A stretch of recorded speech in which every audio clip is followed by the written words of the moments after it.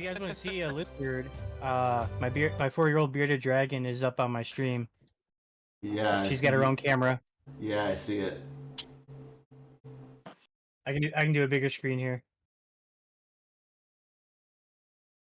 Does everyone have a sound effect of "huh" just built into their streams to make up for his absence? We gotta get specifically that one sound effect where it's like, oh.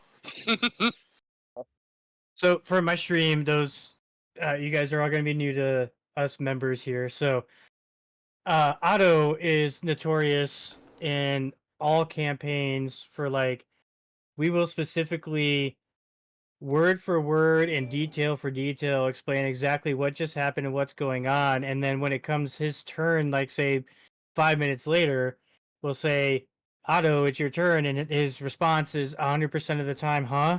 What are we doing? So we kind of make a joke out of it. We have fun with it. He has fun with it. I'll come with an excuse because I'm always just thinking of some cockamamie idea. Isn't it you and I think Klaus? Either both of you or one of you always go like if you come back and don't know what happened, it's because you're helping the wife or somebody. Yeah.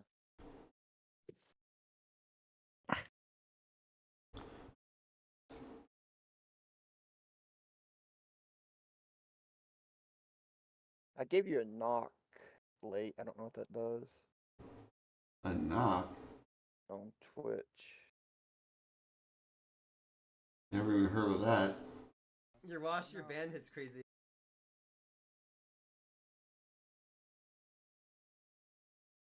Oh, I see the stream together. I don't know if you have to accept it or. Yeah, I did. Okay. Yeah, I did.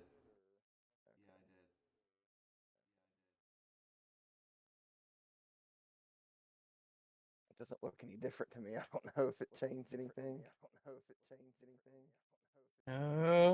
Well, I got you guys' stuff up here. Let's see. Klaus, yours just says starting soon. Yeah, I haven't changed it over yet. I was waiting on auto. Let's see.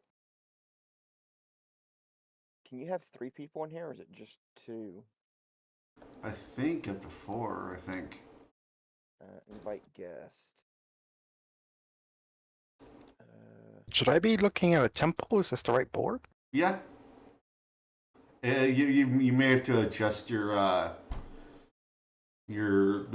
green slider all the way down till you see yourself, because you're underground. You're way under that pyramid. Yeah, we've gone into the temple.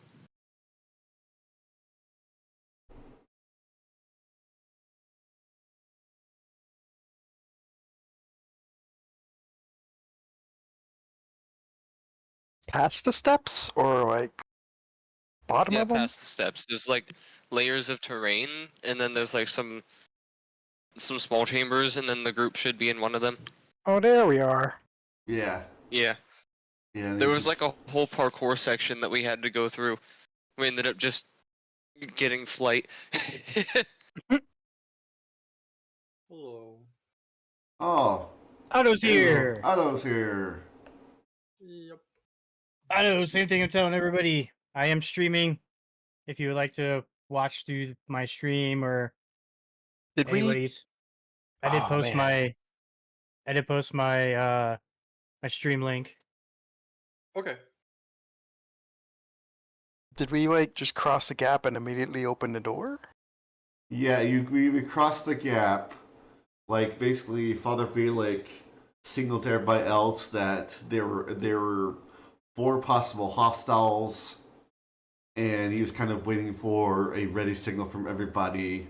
Once he got that, he opened the door, and that's when Klaus unloaded a fireball, and that's when initiative was rolled, and that's where we ended it. Yeah, he unrolled a fire, or he hurled a fireball into the room. Everyone got ready for combat. Everyone saw Phalar vanish because I rolled a 32 on stealth. This looks like a great place to set a trap.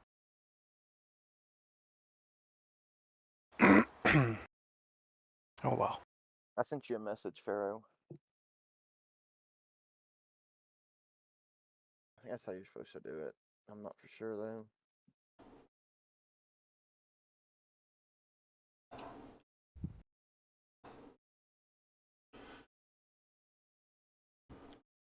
There's Pharaoh. How does Yeah, I'm not spells 100% sure how this works. I'm not sure either. I mean, I This accepted got it, but I don't know what else. so it's not going to show what we're streaming. It's only going to have audio and then your cam. That's it. It's not going to show what each individual person is streaming. Where's the link? Link for mine is in the Discord, the DnD general chat. Okay. I thought it made a little screen. We can just keep this up. I don't know. We'll see what it does.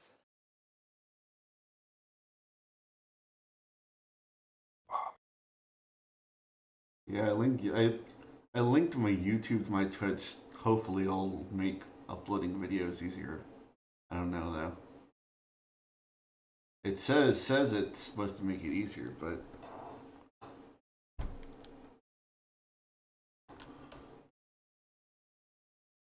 yeah, I guess once everybody's in here, we can. I'm joining the board now. I just joined in, and I love the fact that somehow Phalar didn't load before my Shield Guardian, so I have Alatya and Unknown. I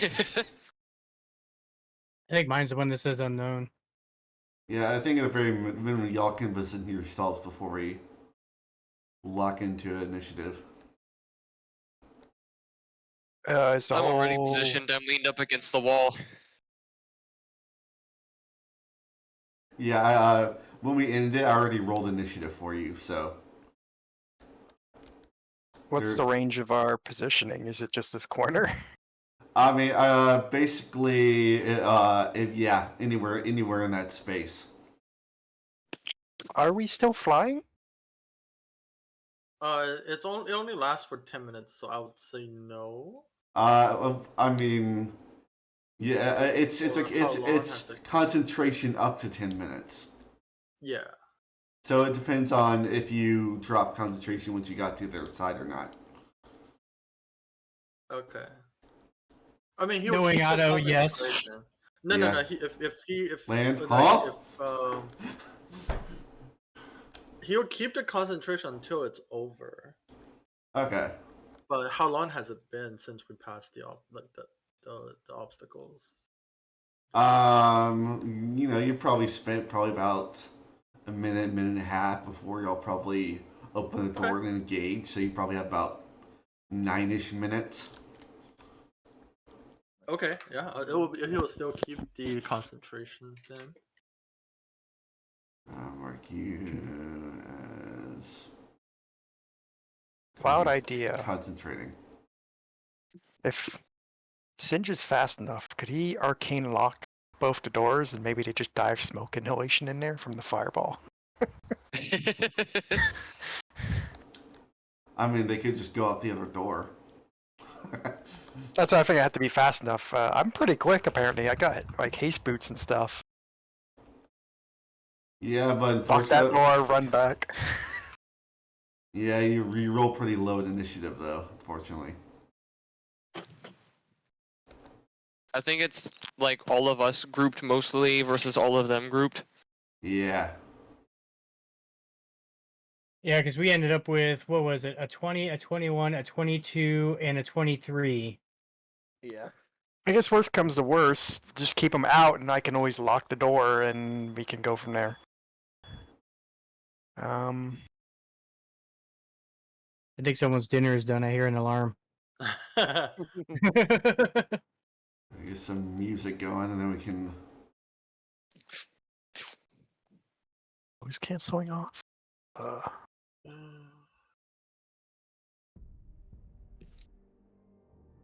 I Weird, noticed if I that go there's to my some own- things that noise canceling just doesn't. If I go to my own stream, it's telling me I can knock. Like, I'm streaming while I can't stream with myself. Appropriate. It's Hey, called Ghoul. this is called Zealot. All right, so Phalar, you're up. Alright, so I don't know how exactly this works, considering that this is the first time I've ever been in a situation with this high of a stealth. I have a 32, so when I enter the room, is that another stealth check against them, or do they make a perception against me? They make a perception against your roll already. They probably also do advantage disadvantage based on lighting, which someone looks like they have a torch on. I don't think that's Singe. Oh wait, it is.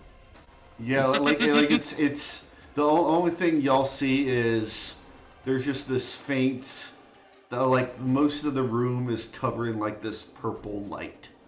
That's just the center pool Coming from the middle. Yeah, it's like it flares, like covers the room and then fades. Just continues. It's pulsating. Yes.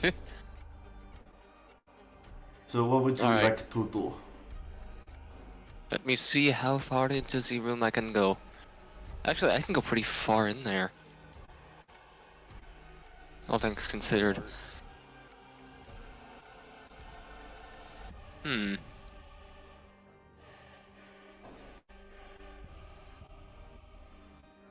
Alright. I think I've got my goal. So I am going to move in, like round the corner of the wall and then make my way forward as I'm kind of coming up to the side, the back left of this mind flayer over here. Because like this is just after the fireball, smoke's kind of starting to clear, and you see some of them have like some are focused on the pool, but some have like turned their heads in the direction of where it came from. Yeah, they're probably like, what the hell was that? And as the smoke's clearing, Phalar is coming up behind this one, and I am going to attempt to stab it in the back. Go for it. Alright, so because I'm hiding, isn't that And I advantage? said, yep. Alright. So I shall roll twice. I'll lead with... No, yeah, I will lead with the core cut dagger, and I'm going to pull, my... I keep forgetting what it's called. The, Pants down? Nick. Okay. So he's gonna try to drive one dagger down and the other one up to meet near the spine. You also notice that same kind of pressure on your mind you felt when you entered the stairs. Came down the stairs. It is much, much heavier in this room.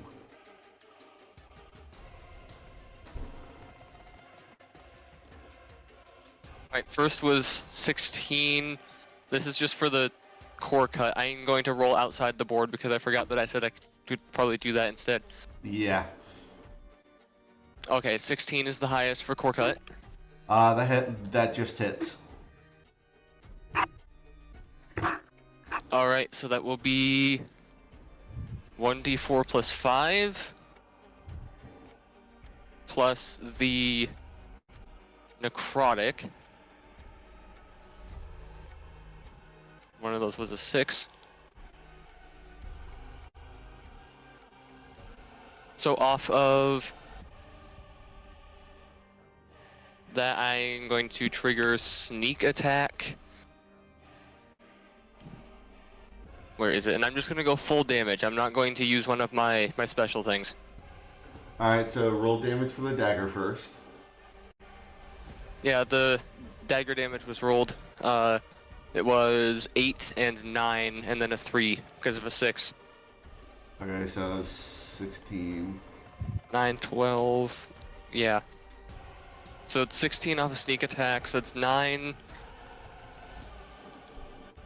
The 12 necrotic and the rest there was piercing. Okay. Then my second knife attack was pick and pocket because of Nick. I'm gonna have to clean these dice up in a moment. That's a 21. Yeah, that hits. Just for the sake of saving time, I'm not going to crit fish that. That's 1d4 plus 5 piercing. Nice, I rolled a 1. So that's 6. Alright. And I think I will... So Yeah, I'm going to activate my Whales from the Grave Alright. to hit the... Oh, come on, there we go. So it'll be 3d6. So this is going to go to this one. Alright. So 12 to that one? Yep. And that was necrotic. So pretty much he charges into the room while the smoke is clearing, and then as it clears, that mind flayer that I'm behind feels 2 daggers go straight into his back, and then the spirit leaps off of him and hits the other one, which I know that's going to probably reveal me. Yeah, you see it's like heads turning and you hear in your head, I will devour you all. But you see it's He's like, just going- you see it's like, as you hear this, it's like you're not hearing one voice, you're hearing 4. Baylor is just gonna like have just like this flat look on his face, And it's and he just it's now kind of like starting to turn toward you. yeah, just flat look on his face, and just out loud for everyone to hear. He just goes, "I'd like to see you try. There's not much to eat on me, anyways." Alright. That's your action, bonus action, movement. Yeah, gets eaten by the thing, I believe. Yeah. Okay, that is me. Just very heavy damage.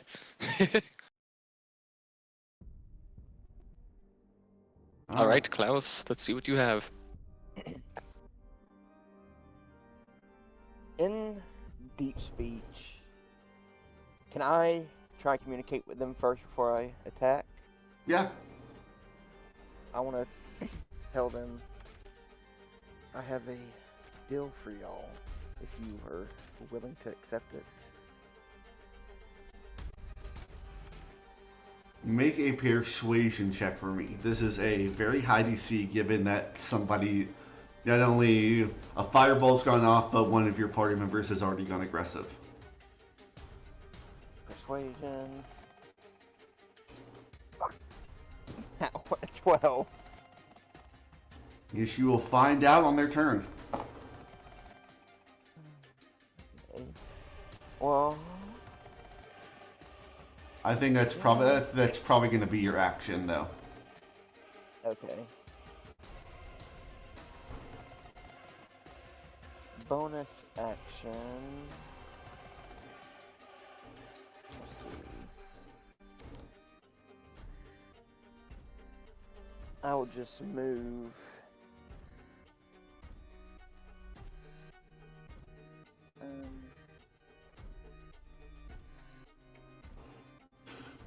I'll try and come over here. 10 feet.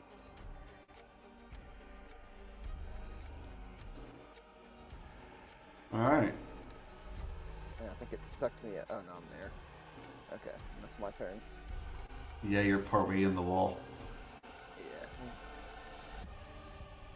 Yeah, I'm just against that wall back there.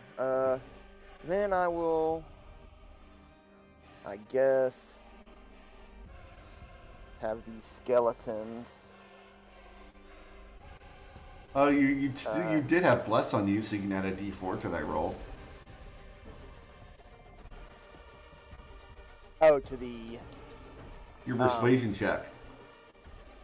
Okay, so the persuasion check was a 12. Yeah, So yeah, I'll put that +4 on that 16. Okay.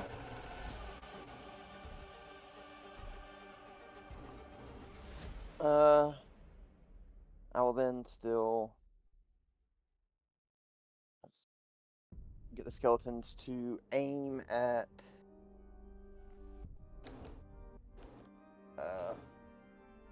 this one here Alright. with their short bows. Roll it. Should be for both of them to attack. Oh, nice. Oh, nice. Nice. Ooh. Probably better off rolling it in, outside the temple. Yeah, that's what I'm about to do. This is for damage. So one of them is maxed out, so 8. 8. Yep.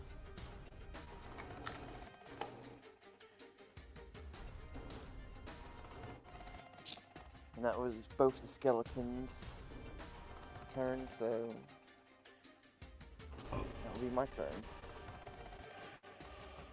Alright, Father Valek is going to move up and throw his dwarven thrower twice at the guy next to Phalar.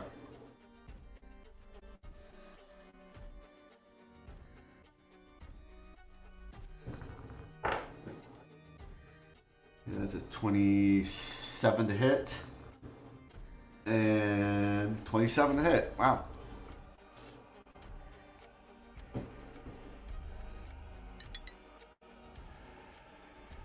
Uh, 11 points of bludgeoning. He'll use first level divine smite. He gets a free use of it. For another 11 points. And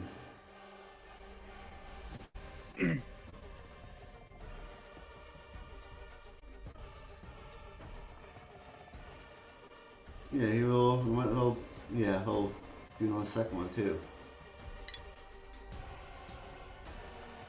So 14 bludgeoning and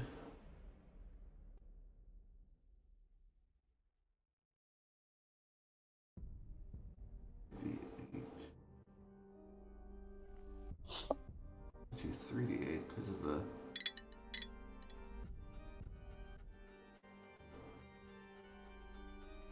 see the Father Valek's hammer as he throws it outwards.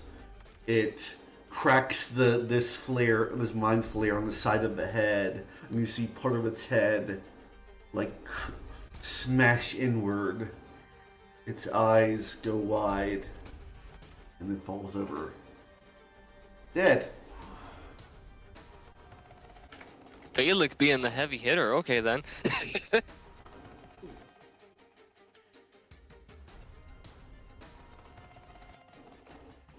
And find out which one is he.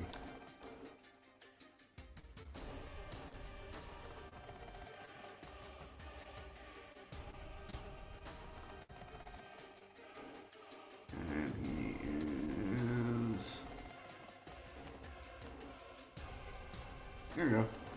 Let's see. What is his action?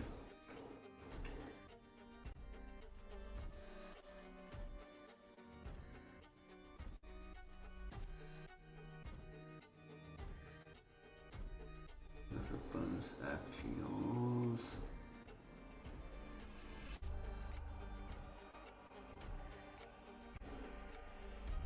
Hey, above table, don't forget there's the summoned dog that's in the spike pit. Yeah.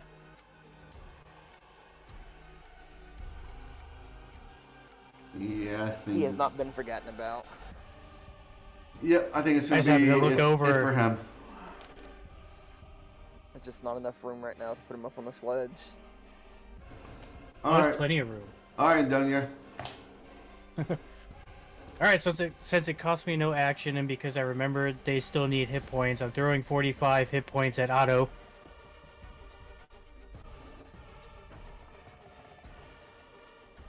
Of course, he's not paying attention. Earth to Otto. I heard that one. You just got healed for 45. Oh. So I remembered you needed it from last week. No, I think we had like a rest or something. No. No. Okay. I guess I'm back to full then. All right, and then First my movement, action. he'll out the way. Or try to. Door is kind of crowded at the moment. Oh, it's fine because what's going on is right here, since I can see that spot within the doorway. Okay. I'm doing my infernal calling and getting my white abashi right there. Alright, Bashi. Okay, nice.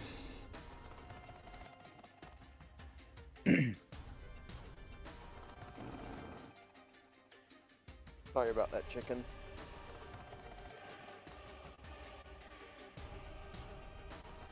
Oh, is Necro Chicken in your stream? Yeah. I was, Yep. So I was looking chicken at is the people who are in my stream, and I accidentally timed them out. I had to untime them out. Chicken is the one who did my intro and outro for my stream, and he's also the campaign that Atmosphere began. Oh, nice.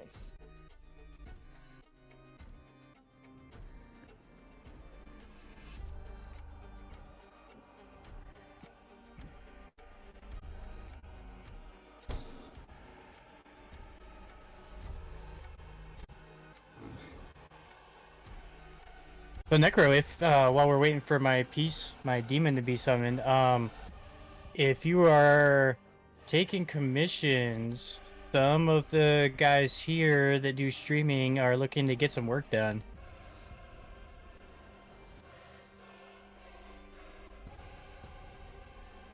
Oh, as I say that, he says he doesn't have the time anymore in my chat. I don't think it's... Yeah, I don't think what Klaus was looking for is, like, super extensive or workload like mine. I think, Klaus, you were saying you were looking for just something simple where there's a couple of anime scenes slapped together. Yeah. It's like a quick montage of stuff. Oh.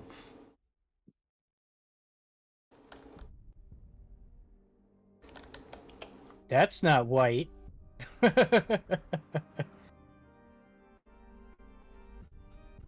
He's got like some of the whatever his favorite animes would be is what he's looking to like montage together into like a certain sequence of stuff.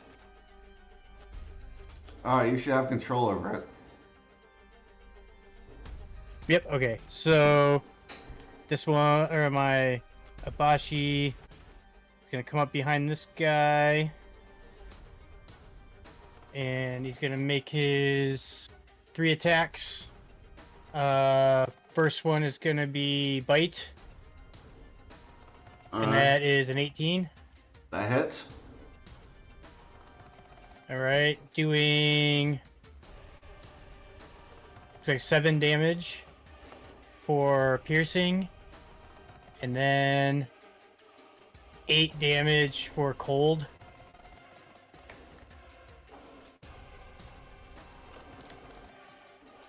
Alright. And then his claw. That is a 18. That hits.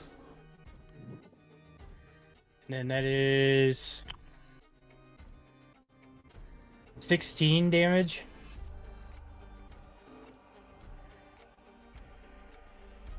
Slashing. Alright. And then the longsword, 19 to hit. That hits. And since it's one-handed, it is 14 damage. Alright. And my bonus action, I would put a burning seal on it. Alrighty. And that's my turn. For Quick 20 side note, if I may, I just realized how busted our party's action economy is. We all have so many things that we get to do. Alright, for 20th on the initiative, I don't get to do anything. your layer action. Oh, there's layer actions. That was one I was not expecting. Another way of thinking about it is I don't have to do anything. They all kind of in unison kind of bring their arms up. As purple as the purple in this pool begins to flare brighter and brighter and brighter and brighter. Choose a spellcaster within 60 feet.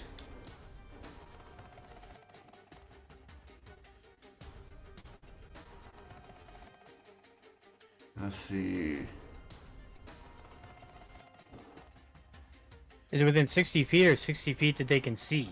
60 feet they can see as Okay. as a unit. Sorry, Otto. I'm hidden behind the wall.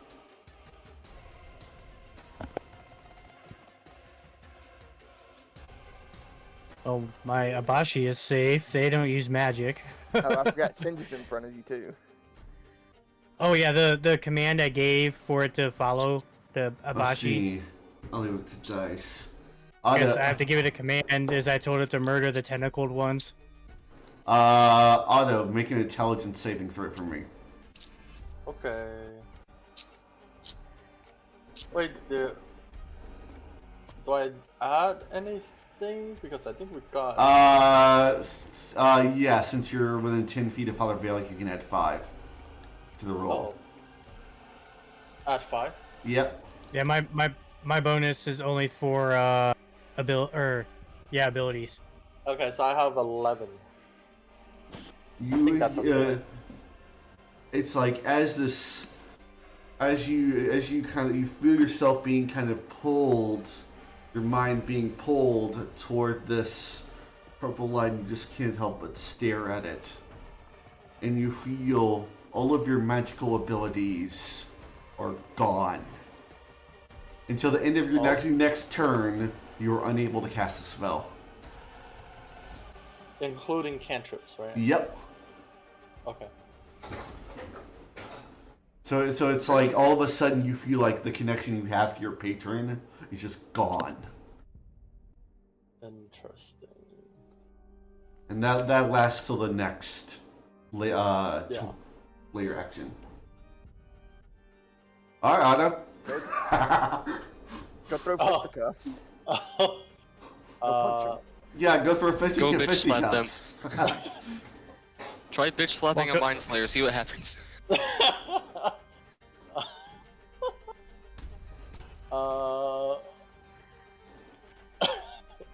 Just start throwing stuff in your bag at them. Do you even have the fact that he can throw? You could throw the bag. Yeah, he doesn't have anything. I think Otto's probably stuck. That's like difficult terrain to try to get through people. And now you know why I summoned my Abashi demon instead of trying to go through. Yeah, you Just get it. everybody's in the way. I was like, I can't get through this. I mean, you can try to get through with acrobatics check to, kind of squeeze your way past. And then get attacked. I see. Otto's gonna stand behind the gigantic body of Singe. just above table, I see Otto just like peeking through everybody's body parts and stuff through the doorway, just yelling at the mind flayers, "Don't you dare come over here!" trying to talk big and mean. It's like, "Oh, you're lucky I can't cast a spell." Pretty much. Or maybe he tried to cast a spell, it's like nothing came out.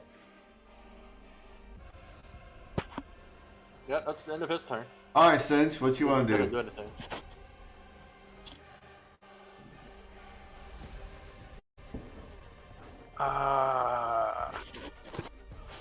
I think I'm gonna try and go as big as I can in here.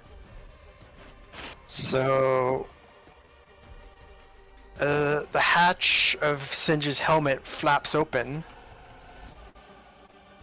and just a mass of flame comes shooting out across the room, circling away from the party as he's in his fiery transformation. All right. And he's gonna go to the far end here and just try to burning hands as many of them as much as is possible. Yeah, he'll even upcast it. Think it's- That's second level. And I think if we talked about in your fiery form, you had another D8, I think. It's I know, Double because check. I know it gives you more. one more d6. Ah, okay. At higher levels, there's more. So second level burning hands is 4. I'm up to 5 because of fiery transformation. I don't think there's anything else that goes on that. The DC, because it's a saving throw, is Dex 16. It looks like I'm that's for half. Yeah. Okay. Yeah, Dex saving throw, DC 16. So for all three of them. Where's... 4. So I gotta manually roll an extra die into that. So I just roll 5d6.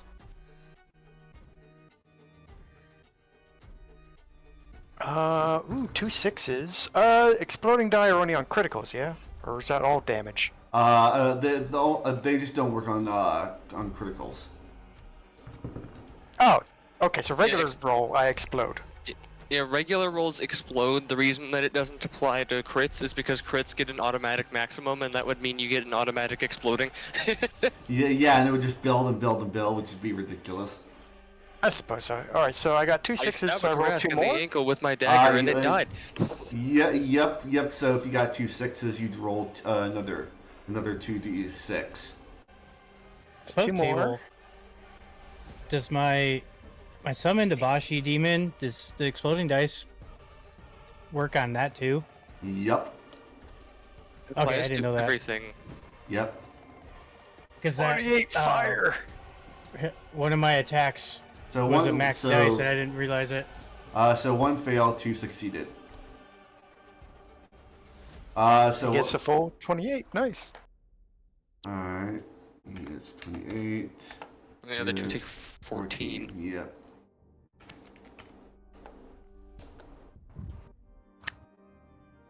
His bonus action to turn into this form, his action to cast a spell. He spent all his movement getting over there. Since he's burnt his actions, his minions are just standing there dodging. They didn't get a command. Alright.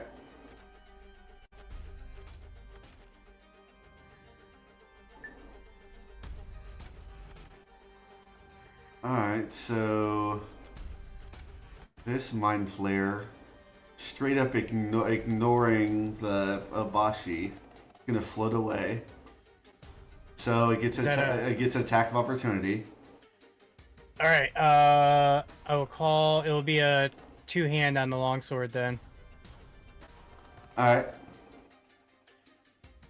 Natural 20, Oh, nice. Oh! 26 total. Uh, Two-handed is 2d10 plus 3 slashing damage. So I'll roll 1d10 plus 3 and then add 10. Is that how that would work? No, because normally it's 1d10 plus whatever your modifier is. So it'd be 10 plus. So it'd be 10 plus your modifier plus you roll another d10. So basically just do a normal attack roll and add 10 to keep it simple. So 19. All right.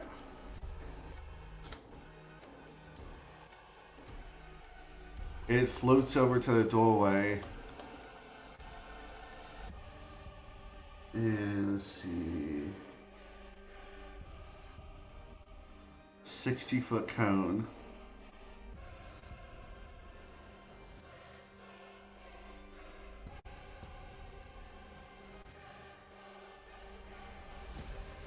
Yeah, so that's everybody.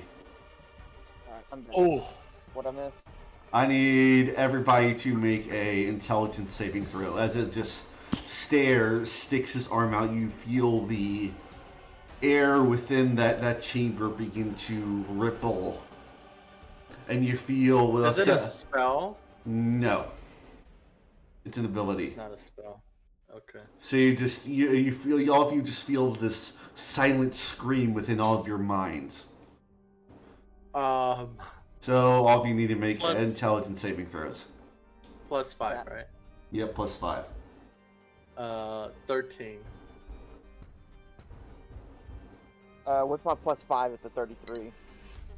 You're just bragging at this point. I know, Valak's failed. Yeah! Natural 1, so I got a 10 total.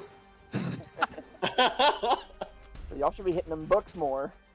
Too bad that they just made you stupid. We need to be I guess. hitting these mind flayers. That's what we need to be doing. Oh, when I was going, like, did they say anything? My response on their turn? I think you can immediately gauge that as this one kind of floats to the door and sends this out, it has no interest.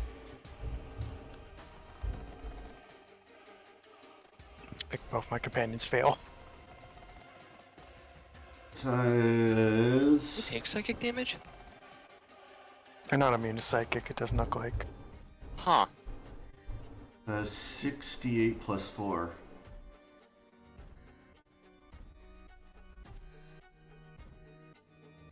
My poor little homunculus is probably not going to survive. Oh god, yeah, it's just gonna dissolve. So, Indonia and Otto, you take 30 points of psychic damage, and you are stunned. Oh. Well, you might as well take my Abashi off the screen then. Because I have to be concentrating in order for him to be there. Yeah, it's true. Just sounds like Plinko inside of the Steel Defender. And Klaus, you take 15, 15? and you're not stunned.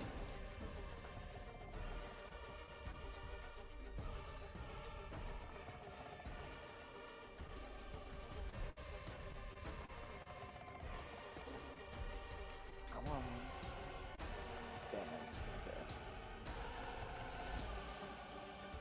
Okay. It's movement, it's action, that's in the It was turn. 30 total? Yeah, what did... Yeah, 30 total. And you're stunned. Okay. Oh, joy. 30 total if you fail. Well, I mean, remember, Singe, you're not... So it would be your defender. Yeah, apparently he's not psychic immune. Nor was the homunculus inside and just became a gem and thinked about inside the Steel Defender. Oh, no. Let's see, this one is going to turn toward you. And it's going to make a tentacle attack against you. I have a 5-foot air aura is burning as well. I don't know if that triggers when he starts his turn or ends. Probably the start of his turn. So it's- Fire damage equal to proficiency, so 4 burning. Alright. No. Above table, late, don't forget to take the Abashi off there. Oh, yeah. He went poof the minute I got stunned.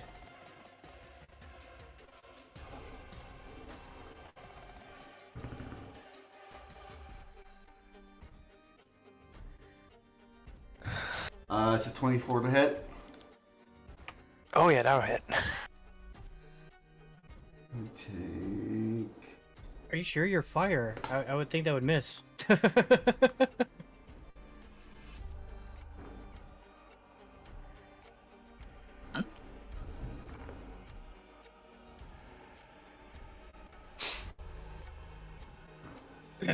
Oh, you might have already said it, but that stun, is that until the start of our next turn, or how does that go? Hold on, give me a second, doing math. Oh, okay. Damn it, now you messed me up. 2. It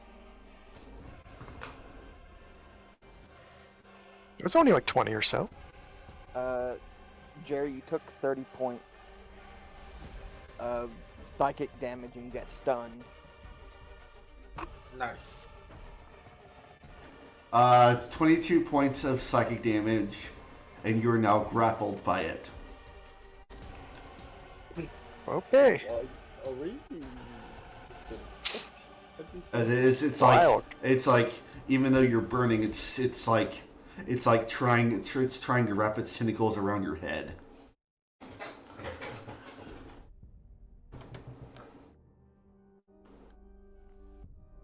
Because I'm whistling so loud of steam and pressure. This one is going to float over to you, Phalar. It's gonna do the same thing. Tentacle attack.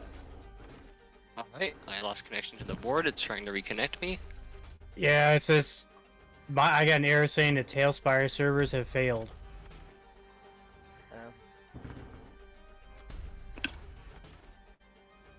Try closing Tailspire and relaunching it. Oh, I got back in. 19 to hit. That meets it, beats it. Alright. There we go.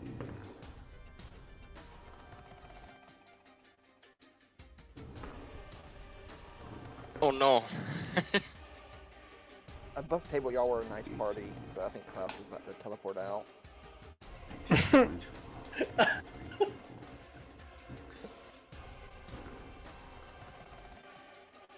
29 points of psychic damage.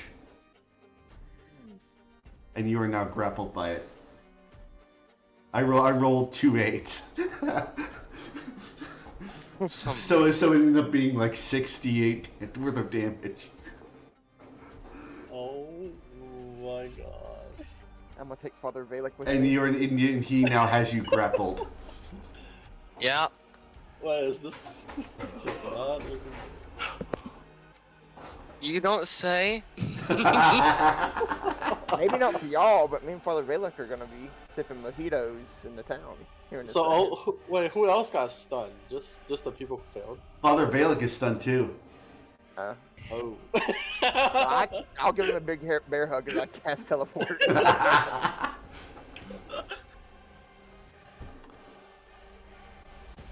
Yeah, that's the end of their turn. Phalar. You Alright, now so have tentacles wrapped around your head. Alright, so at the start of Phalar's turn, I'll do my above the table question here. The stun, is that until the beginning of the next our turn, end of our turn? I didn't catch when. It lasts until the end of your next turn. Oh, great. Is there a way we could try to roll or something to break it? No. Oh man. Oh god. He's got me grappled right now. That's not great. Yep. Does breaking free from grapple take action? I can't remember. It does. It'll take your action to try and break it. Okay. Let's see here. What can I do? Give me just a moment. So I will say, if they do the next step, it's not going to be good. Yeah, I can imagine because I know how Mind Flayers function, not stat block wise, but lore wise. Brain is gonna get stuck. No, sir, do not consume my brain. All right, I've got an idea. All right. I don't want to take the chance, so I'm going to expend my action to trigger Fade Away. Yeah, because technically you're going to another plane, so. Yeah, the Fade Away specifically, while faded, cannot interact with or be affected by effects on the material plane, including spells and creatures. Yeah, so that would end the grapple then. So pretty much he would wrap his tentacles around my head, and then like the plasmic aura purple stuff that Phalar has on him would start to flare up, and then I would just into mist out of his tentacles, which probably won't make him too happy. Nope.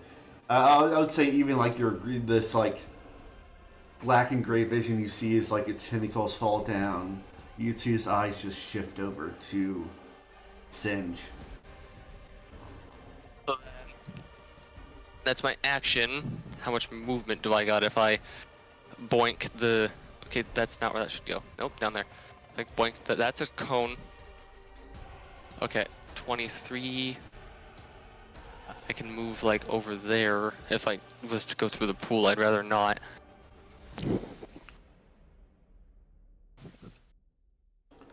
We need more epic battle Oh, I guess music.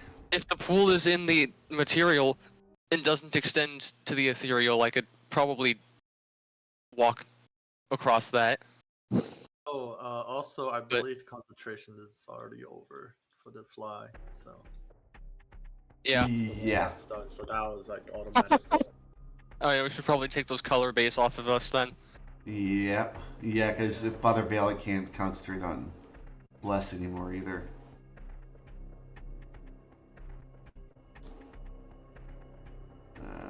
So I am going to, while I'm faded away, I should have enough to boink, boink, boink, make my way over to here. After I've drifted away from it. So I will drop myself right about, I'll say here. And I'm trying to remember, oh, let me look at something real quick.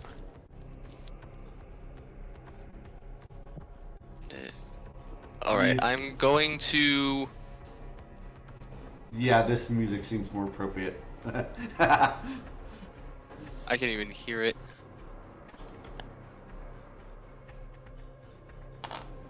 So, here's an interesting question. Uh-huh. What kind of action would it take to drink a pint of ale, considering that it's a bonus to drink a potion? Would that be bonus action for just drinking anything? Yep. Alright, so since he carries all of his gear and equipment with him into the ethereal, instead of popping directly back out of the ethereal, I've moved across the room, and he's going to, while in the ethereal, he's going to whip out his flask and just down it, which will trigger his amulet of the drunkard to heal him. Okay. So that will spend my bonus action. That's 4d4 plus 4 hit points. That can only activate once per day, so he's like, oh shit. Now here's a question, does exploding apply to healing? No. That was it. I just thought of that as I was rolling. I was like, that would be interesting. So that is 12 points back. Alright. And since I spent my bonus action to do that, and I'm in the ethereal, that's my turn. Alright, Klaus. Technically speaking, I Okay. could stay there for a full minute, but I'll probably pop back out.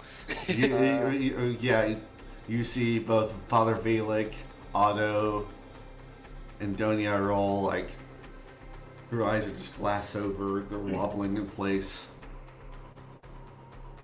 And you can probably see Singe is currently being wrapped up in Mind Flayer face tentacles. And yeah, and there's this mind flayer staring at you. Sort of. Seems a bit annoyed about something. Above table, you have Klaus just turn and grab the first person that's stunned that he sees, and he shakes him violently. Give me back my son, as he's slapping him.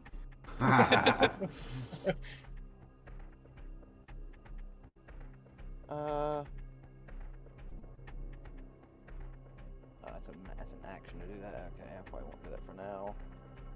Let's see here.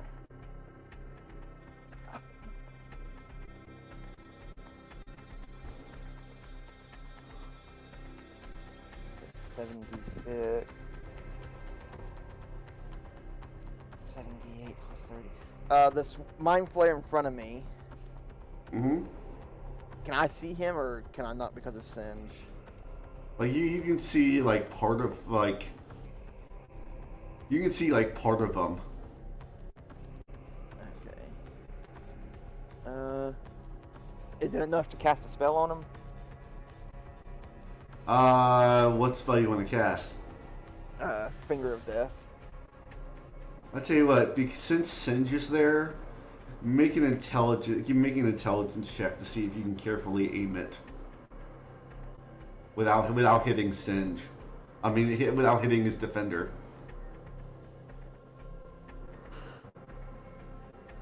Oh, come on.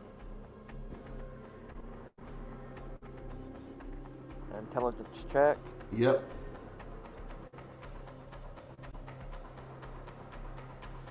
13. You might. Plus the 5 from... that work? That's only for saving throws. Okay. I'm gonna say to you that's like, as you kind of, are you doing it through the hand or? Yeah, through the hand. That's the only way I can cast it. As you send this beam out, it's like you come within like maybe a centimeter or two of hitting his defender, but you do manage to land on the mind flare. It dodged something.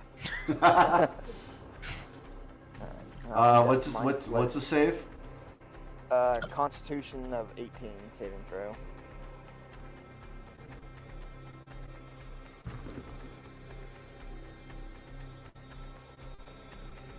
Uh, 18.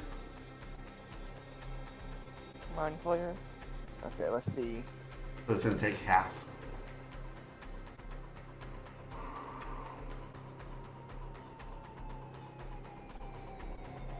Like 32-ish. It's 65, so yeah, 32 points. That was necrotic damage. It crumbles to the ground. Dead.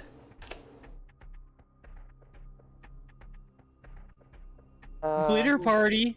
Oh shit. 2 down. Which one? Wait, it's a humanoid, right? No. No. I believe mind flayers are aberration. Yeah, they are. Fuck. Because pretty much anything from the far realms, rule of thumb, it's aberration. Mind flayers, beholders, etc. Okay. And then I need to make a con save? You still haven't done the previous one. Yeah, I haven't had a chance. I can just start stacking them up though.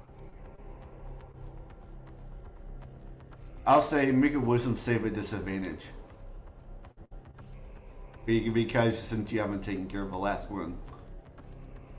It's starting to take its toll. 8. Yeah, that's a failure. Alright, and...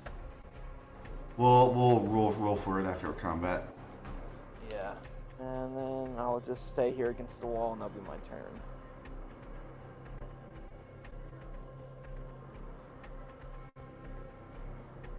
I'll just lead it. I can keep track of who's alive and who's not.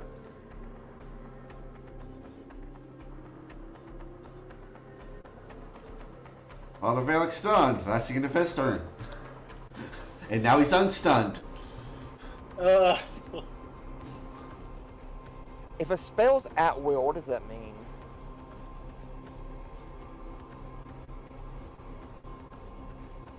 I think that means you can cast it without components.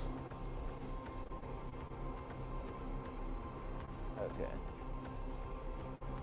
Yeah, because that's like how some creatures have like insert spell at will, so they don't have to use components or slots. They just get to do it. Stonia, you're stunned. Now you're unstunned. That's the end of your turn. No. I have a question for my turn. Okay. All right. You're stunned. So- You can't do anything. I can't do anything that would require an action or a bonus action, but I have stuff that says requires no action. Am I allowed to do those when I'm stunned? I'm gonna say no. But it says it requires no action from me. But you're stunned, so no. But stun says I get no action. But I'm a DM, so I say no. It wasn't anything big. I was gonna do the Healy thing, so I can heal some people. Say That's next. what I was gonna do. Next turn, you can do it. But they're gonna be dead. Hey, wishful how do you get another thinking. layer act- Maybe that's what happens. There's the next is Lacking a- better descriptors, the stun overrides these non-actions. Maybe Singe is gonna be dead or somebody else because we have a layer action. No, and I auto. think I think Otto's gonna be dead. Let Singe die with some dignity.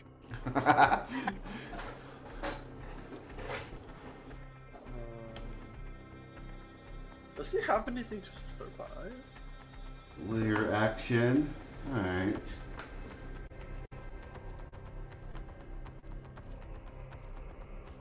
The the pool starts to pulse brighter and brighter and brighter. Oh, So 20-foot sphere.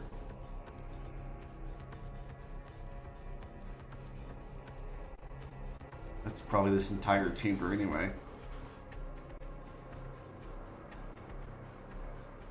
Doesn't really affect Phalar since he's in another realm. True. So, Singe, I need you to make a strength saving throw for me. As you feel like gravity is changing, you're almost being pulled toward this pool.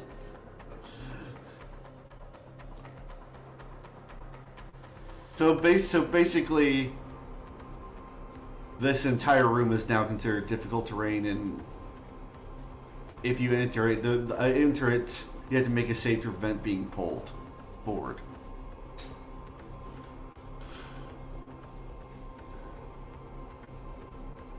I got a I'm- 19 on a die. Plus what's your wisdom save modifier? I mean your strength save modifier. It's a 0. Okay. But I have Flash of Genius. There it is. Another creature see. Oh, another creature. I guess I can't use it on my. Oh, you or another creature. Okay, I can use it. You can use your reaction to add +4 to the roll. I don't believe I'm saving my reaction anything, so another +4 just in case. That makes it 23. I'll say even with its like the tentacles kind of wrapped around your head. You feel I'll say like you put your hand on his shoulders and like try to prevent from like slamming into him, but you manage to stand your ground. Wonderful. All right, Otto. oh, it was on Singe last time. Now you can cast spells. That's the good news. Oh, No, that's and as for the- great. As for the crushing gravity, it's just the entirety of that room. So once you pass the door, everything becomes super heavy. Yep. Basically.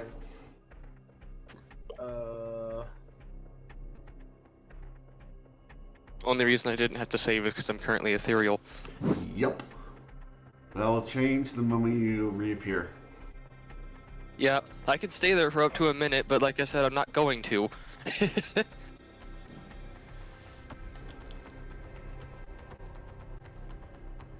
Cower in the corner in the ethereal plane until the fight's done. He is Otto is going to cast Spirit of Death. Wait, what? Finger of Death. Spirit of Death. Spirit. Are you saying Okay. fear or spear? Spirit. Spirit. Spirit. Okay. Basically a summon. So Summons a Reaper spirit.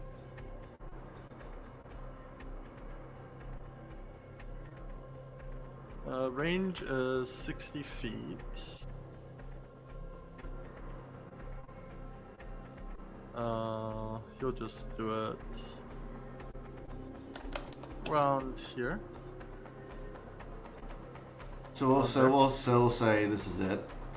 Where do you want to put it? Here, I'll give you control, and you can just put it where you here, and you can move it where you want. Wait, how do I move it? Click on it. Oh, Yeah. oh, right here is good. Oh, So, table. Right. Sorry. Oh. Necro is talking in my chat about combining Alien and D&D together, and he's like, "Can you imagine having the face hugger go on to one of the D&D characters, and then you have a mini chicken head that pops out of the chicken head." Oh, I thought it was like we all get sucked into this purple pot and then we start the alien campaign. Otto, keep in mind, Just the spirit of death can't actually do anything. Oh, it can't? No, but it has multi-attack. Oh, is he? Oh, okay. It has melee weapon attack. All right, so it'll go after you. So after you finish your turn, it'll go next. Yeah. So attacks, number of reaping scythe attack equal to half the level of the spell, rounded down. So cast it at 5th level. So you should have So 2. 2 attacks. 2. Yep. Yes.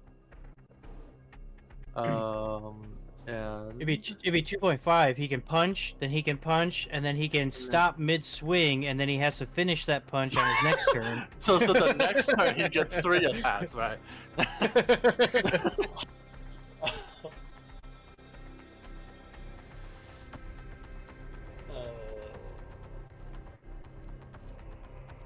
Cool. So it's okay, d20. So he gets 2, right? So I'll just roll twice. Yeah, it uses your spell attack modifier. So you add to it. Spell attack modifier will be +9 to both. Wait, no, that's not how it works. So it was 7 and a 2. So it will be a 16 and 11. 1 hits, 1 misses. But it also, yeah. Okay. And So what? 1d8 plus 3 plus the spell's level necrotic damage. So that'd be 5. 1d8 plus 8. Yeah.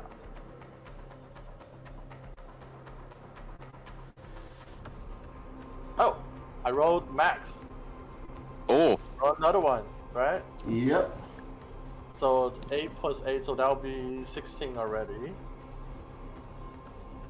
And then 16 plus 11, so 16 plus 11, 27. No, it would be 16 plus 3. Isn't the exploding dice is just the base Yes. roll? Yeah. Yeah. So it will be 11 plus 8. Sorry. So 19. Because No, the it'll be- first roll. Yeah. Nope. 16 plus 3, so yeah, 19. Yeah. Yeah, that would be it, and then it can use its bonus action to haunt the creature. So roll a wisdom saving throw, or if he fails, then he gets a frightened condition until the next turn.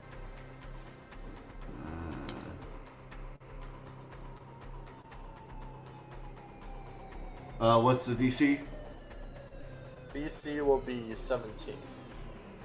Got a 17. So it passes. I heard that the DC was a 70. That's what I heard. I wish. Let's see. Yeah, I think that'll be it. Yeah. And that takes a concentration, I believe, so I can cast another spell. Alright. Yep. So it's concentration? And my turn. Okay. Yeah. Alright.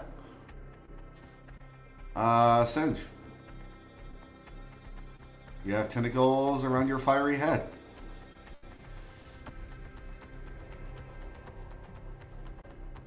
Singe.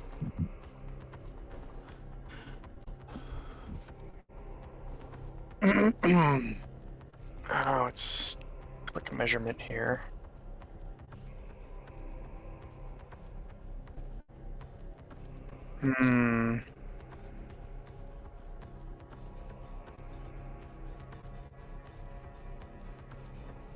Does anyone in the party mention anything about like wanting them to remain grouped up, or should Singe just do his own thing?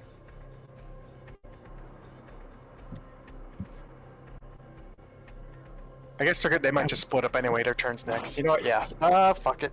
Singe ignores the grapple and will just reach out and continue to blast burning flames at second level straight through, like he's trying to punch a hole for the damn thing. Alright.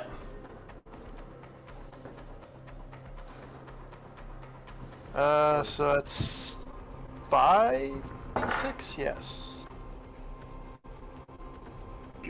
1, 2, 3, 4, 5. While he's rolling, the mind flayer that's got the tentacles all over Singe. My chat wants to know how much calamari is made out of that. A plate full. Well, I mean, its turns next. It's about to find out how much flame calamari you can make. Rolled 3 ones on that one. What was the 11 total. what was the DC for your burning hands? It's it says Dex 16. So fail. So then take full 16. So 11 burning. And, I realized my aura it actually triggers at the start of my turn, but since we've already burnt this guy, we'll just do that next round. Yeah, okay. That's my action. I don't think I have anything. Yeah, his grapple removes my movement. Yeah, I can't move. Yep, your movement is 0. And my thing is just unstunned now. Yes, the defender. But yeah. At the end of your defender's turn, it's unstunned. Actions, bonus action. Oh wait, what? I can do that. Evoke.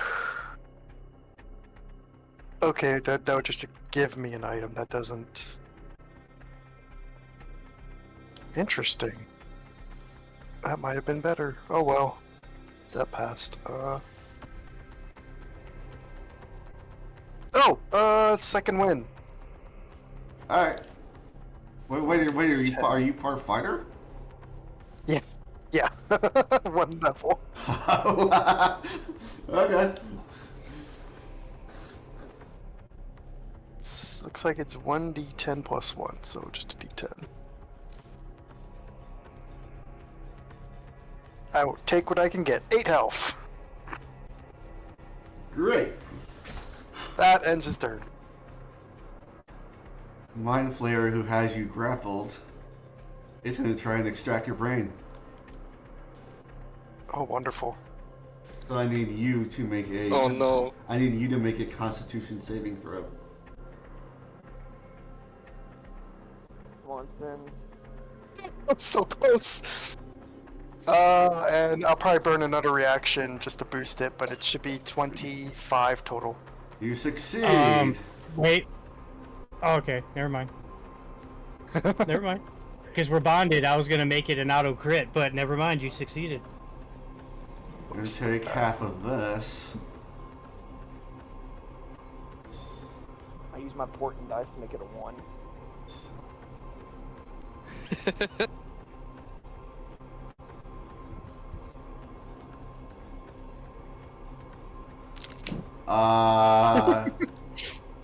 Whatever half of 58 is. 29.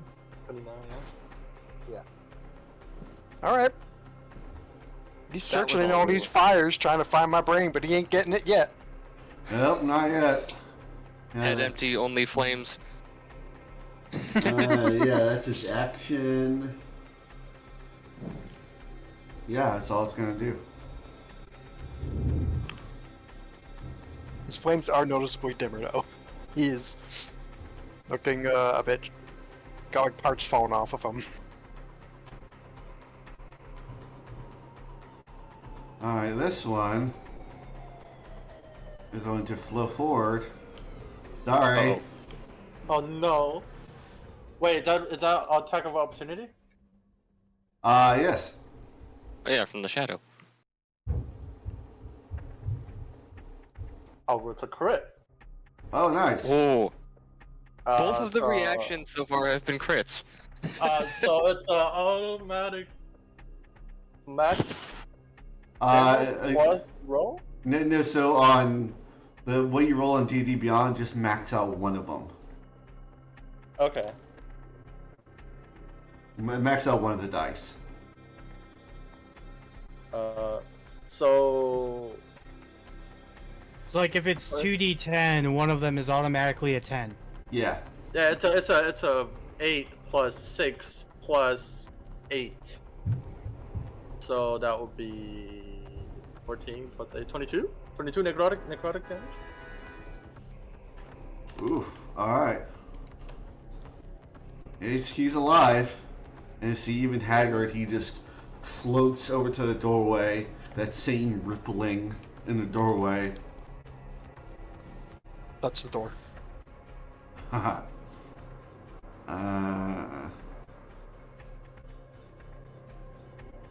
Yeah, that would be everybody. So, need everybody to God. make an intelligence saving throw.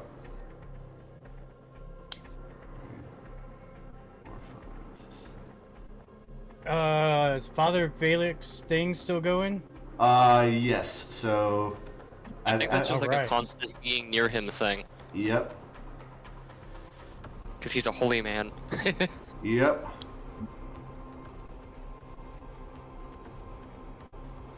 That gives me a 24. Oh, You succeeded. With intelligence, right? Yep, intelligence. Oh my god. Oh my god, it's a nat 1. Oh no. Oh no.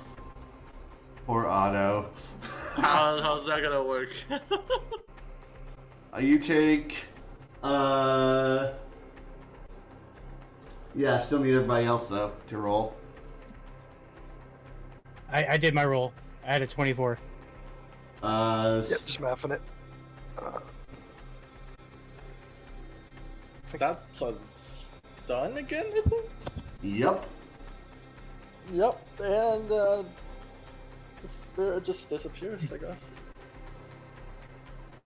You're +1 or 0, but it's... wow, it's basically 10. Let's see, roll for Father Valek. 10 or less for the Steel Defender. I think that fails. Father Valek succeeded.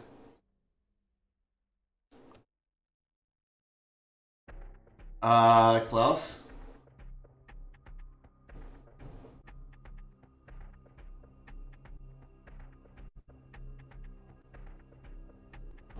Hello? Yo. yo. Hey. Sorry about that. I had a phone call. It's alright. What do I need to yeah. do? Make an intelligence save.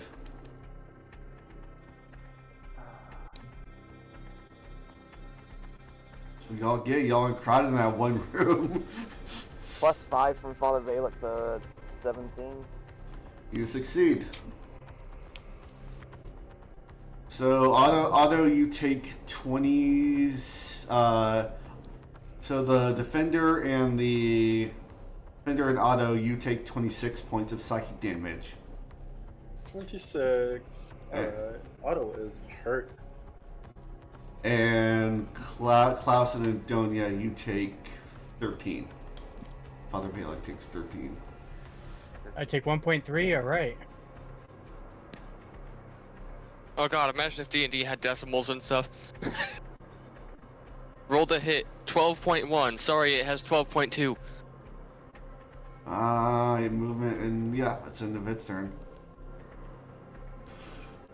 Alright, Phalar. But I'm not stunned, right? Yes, you're not stunned. All right. And I think Otto said his shade or shadow, whatever that is gone. Yep. Yeah.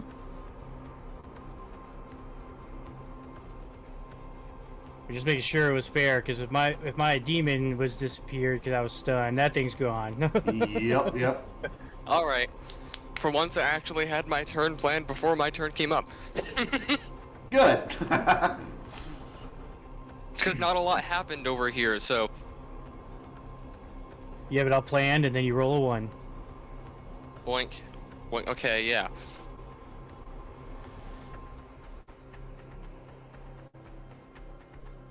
Actually, here's a question. Because I know that we've done this before.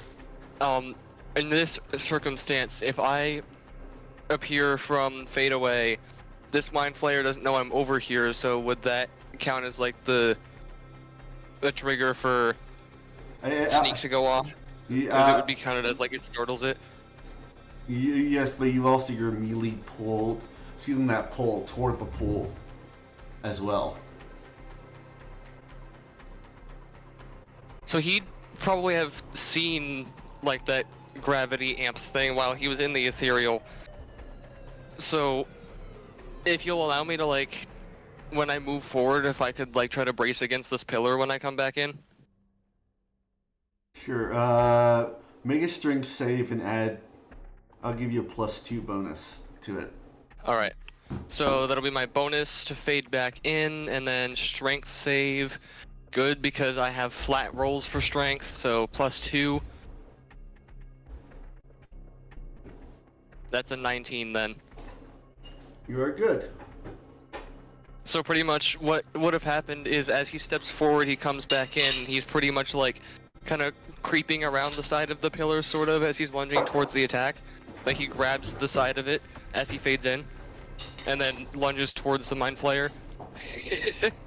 Yeah, so I'll say it's more like you feel by the pull. It's like pulling you kind of towards the pillar, but it's like you see it's like the pillar's in the way. Yeah, the pillar's kind of preventing you from being pulled into the pool. So, but it is but this entire room is difficult terrain as well. Mm-hmm. So then I would get sneak attack because I just kind of appeared in front of him. So that was my bonus action to appear. So I will use Nick to be able to make the secondary attack with the offhand with my main action. Alright. That being said, I don't know if this is advantage or if it's just activating sneak attack. You're flanked with Singe, so yes. Oh yeah. Which would activate sneak attack as you have. Yeah, either way. Yeah. So. All right. So I shall roll with leading with core cut for the primary. Boink. That is a 27. That hits.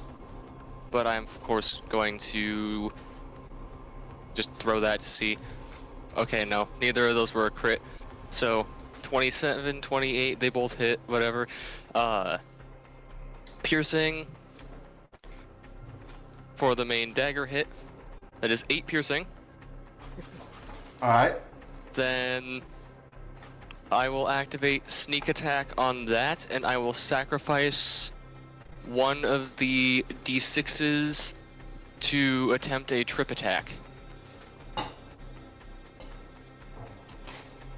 So that'll be 4. So that's 15 extra piercing, and I need him to make me a dexterity save. It's DC 16. I got a 21. Damn. So then, alright, I'll roll the necrotic. God, the amount of dice that you roll as a rogue. So that's 6 necrotic from core cut. And I will trigger whales from. Did you What's roll? that? Did you roll your sneak attack damage?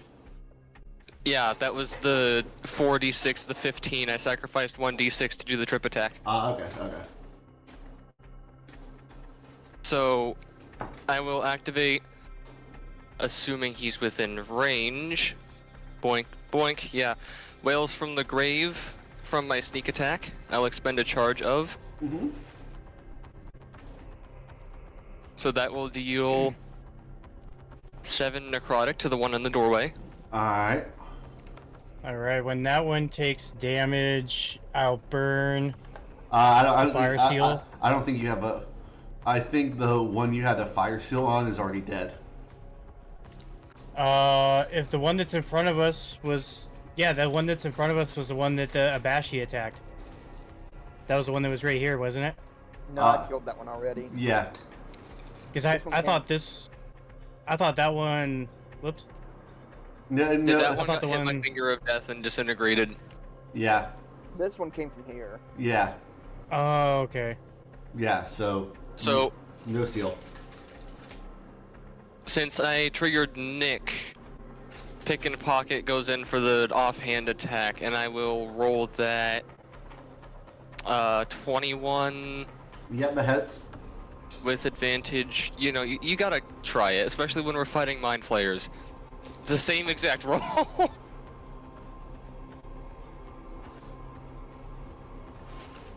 Alright, so that'll be boink 6. And that's to the one right here. Okay. So that's 6. Okay. So that one took 8, 15, 6, and 6. And then the other one took 7. Alright. So that was my bonus action and my action to do that stuff. I think doesn't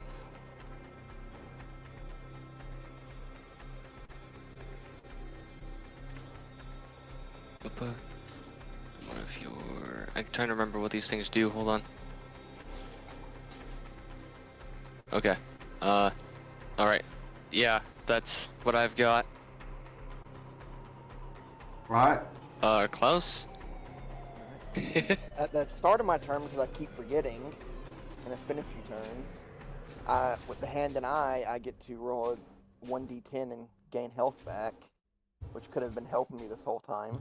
Do you, True. So this has only been what, I think the Third round. third round. So I'm gonna say roll 2d10 for simplicity.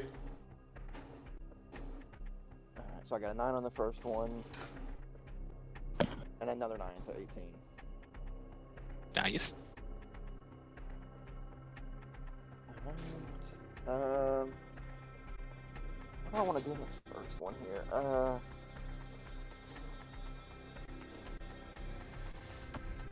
I want to...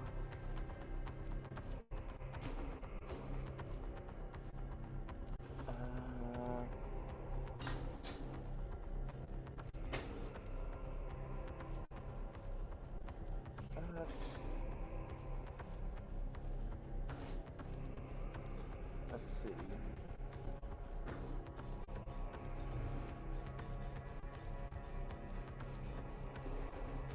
Is that every creature? Depends on if that is an AoE. Okay, I'm gonna cast Bone Rend on this first one and try and pull his bones out.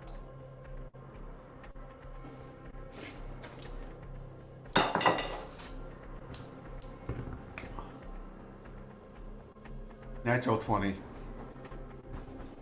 so he's gonna take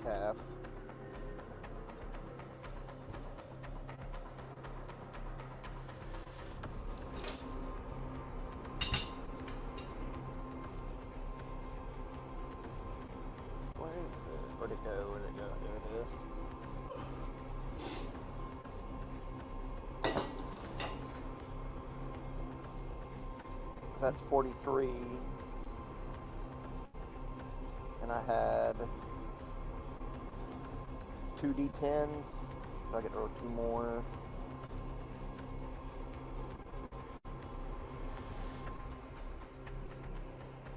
$43 plus 17, 50, 60 divided by half, so 30 points of necrotic damage.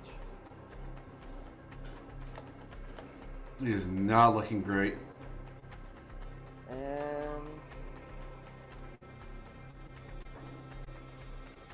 that will be my turn. But my skeletons are dead right now. Father Phalek is just gonna brood his way past the defender. Like, alright, you abomination. Time to put you in your place. And he'll make both attacks at advantage since the defender is right there.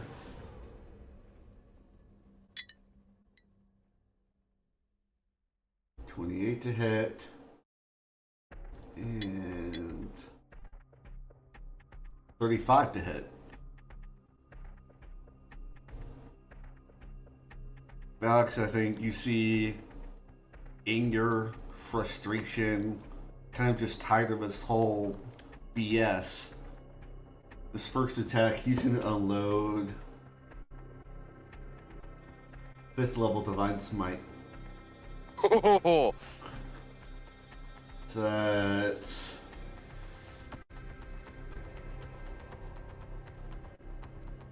the biggest thing you want to piss off is a paladin. true. 14 plus 78.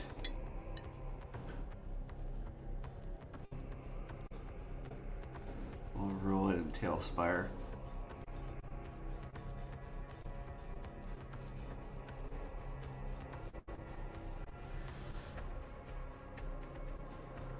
So 43 points. Yeah, wow. You see Father Velik with a hard crack smacks the first swing into its knee. It buckles over and then almost does like a back golf swing up, slams into its tentacles, and hits like 4 or 5 tentacles go flying off with the force. It's like entire like bottom part of its skull is crushed inwards into its brain and falls over dead. Nice! That was only his first attack. Yeah, he will. Let's see. You gotta make a roll for going in there, doesn't he? Oh yeah, that's true. Strength save. Yeah, he's fine. Make a paladin, make a strength save, see what happens. Ask Klaus to make a strength save and see what happens. True. Alright, yeah, it's within range. He's going to try and throw it and hit this mind flayer in the back of the skull. Yeah, that hits.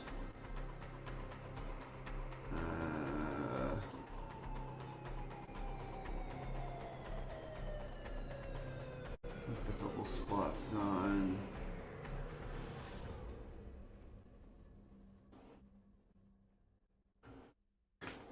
Yeah, let's do normal attack. Data slots.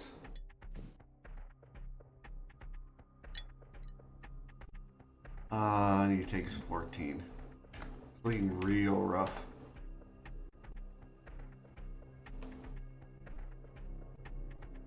And yeah, that'll be the end of his turn. Alright, Antonio, finish him off. You got this.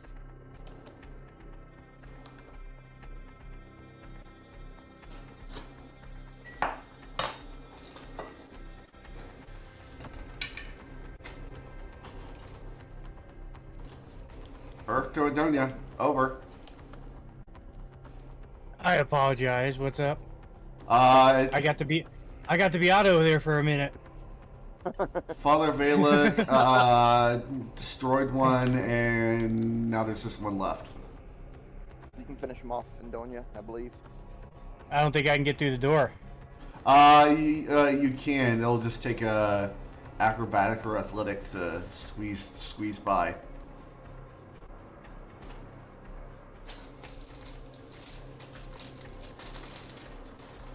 I thought you had like a blink or something down here, don't you? Like a Oh, wait. teleport. I mean, I have my unless you want to Misty step in. Yeah, I have my Misty Step. Yeah, I could do that. Alright, but Misty Step is gonna take... Okay, it's a bonus action. Alright.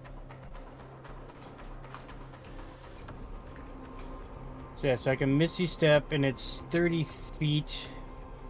From where you are, yeah. And I'm back here in the corner. So does Misty Step count as my movement? No. Try and stay away from that middle part, Indonia, because you have to make a strength check when you Yeah, you're gonna have to make a strength save when you enter the chamber. so you don't get sucked in. Okay, let's see here.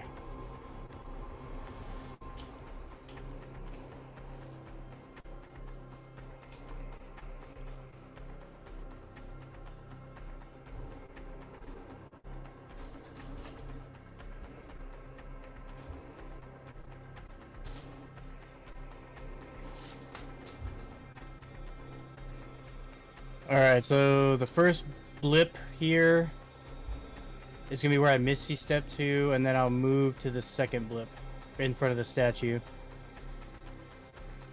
Alright, as you step in, make a strength saving throw for me. As you feel gravity is very strained, almost being pulled toward the center, toward this pool. I'm confused. I was told to stay away from the middle, or I would have to make a roll. That's why I was walking in. It's this affects the entire chamber. It doesn't matter where you are. It's I a was saying matter stay of away from you the were told to middle. stay away from the middle because it pulls you towards the middle. Yeah. Alright. Well, hopefully my ending is here. Oh. Is that strength? Mm-hmm. Strength save. I think you're within 10 feet of Father Valak still, too. So no, I'm not. Yeah. So I got if I'm in, I'm a 10. If I'm not, I'm a 5. Let's see. You are pulled 15 feet toward the center.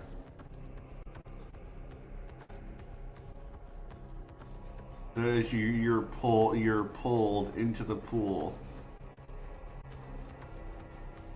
You feel this a massive amount of psychic energy slamming your brain. Make me an intelligence saving throw.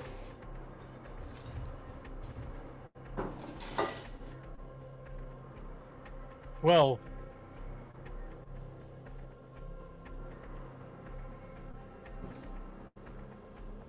The pool triggers some melts, unfortunately. You're pulled into it.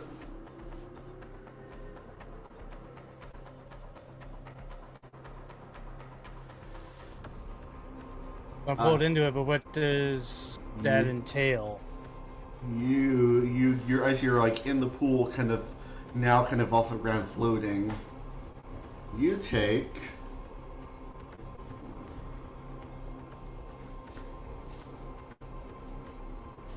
rolling tail spire. I don't feel like doing math. And Donya, just so you remember, I don't know if you remember or not, you have, if you want to use it here and not above table. You take that divine- 16 points of psychic damage. Oh, it's only 16, okay. 16? Yep. Alright, so put me at that.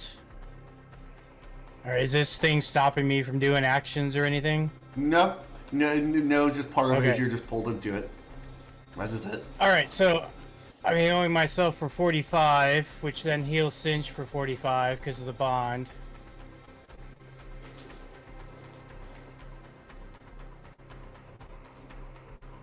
I'm pretty sure Singe needs some healing there. And then that takes no action. Oh, I got healing? Yeah, because of our bond, any healing I take, you take exactly the same. I healed myself for 45, so you heal 45. Holy, yes. Yes, indeed. Thank you. That pops me right back up. And then he's within 10 feet, so I am swinging the Vein of the Star Skin at him. All right. And that will be advantage, right? Yes, because you're flanked with everybody. I rolled a 20, so 27. Oh yeah, that definitely hits. So I crit on that, so...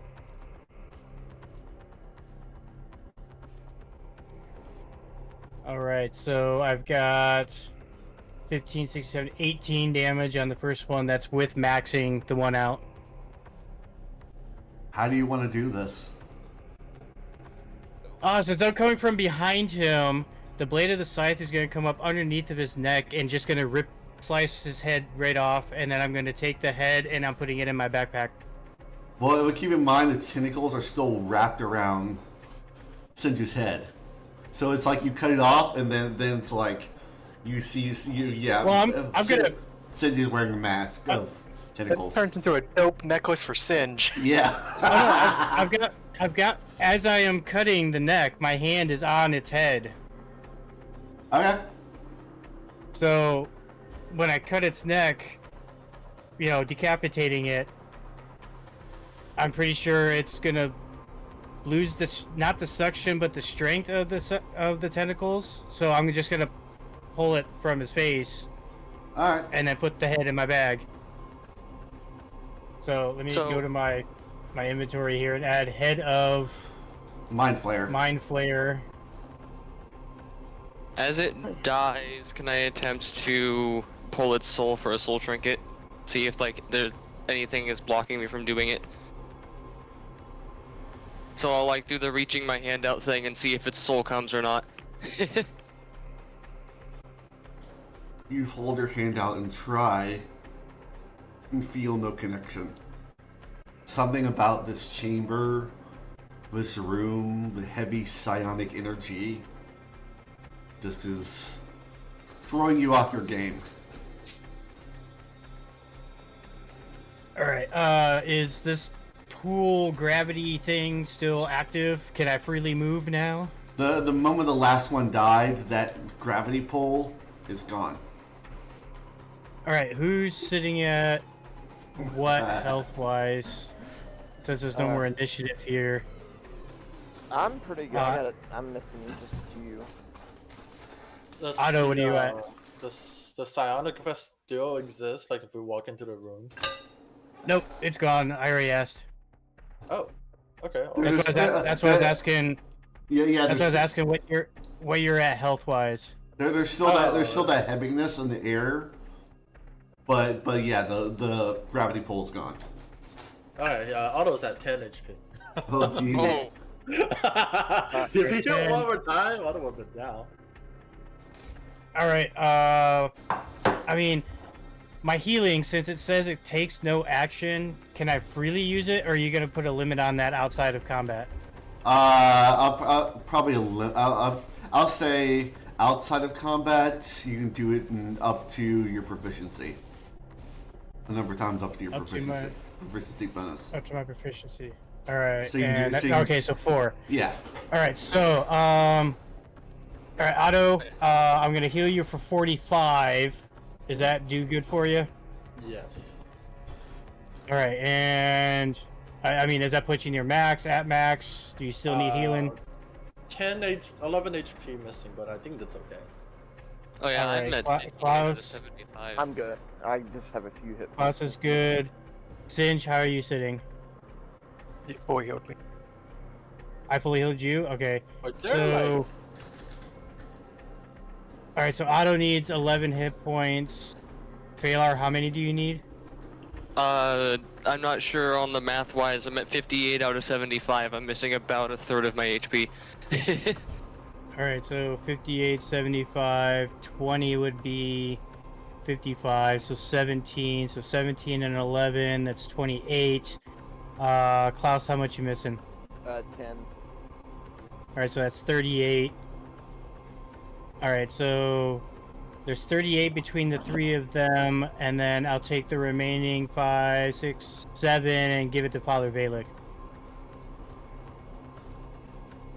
So the main party is all healed, and I don't know where Valek is sitting. Singe, no, Steel Defender. I might have missed how much damage that last Mind Flare did when everything was clustered in this doorway. 26. Okay, yeah, that Steel Defender's gone. Damn it. Oh, Oh, oh, We'll just say it was like a delayed thing of like the Steel Defender was just kind of sitting in the doorway, and then like you look over or something and realize that it's not lit up, and then it just collapses like a Lego character. Yeah. All right, what upon else? Oh, yeah, go upon ahead. seeing the Steel Defender crumble and just lay there in a pile of metal, uh, Father Valek Antonio go up to cure wounds himself. Antonio go up to But, Singe is gonna pick him up. how much did you give Father Valek? So I can add it. 7. Okay.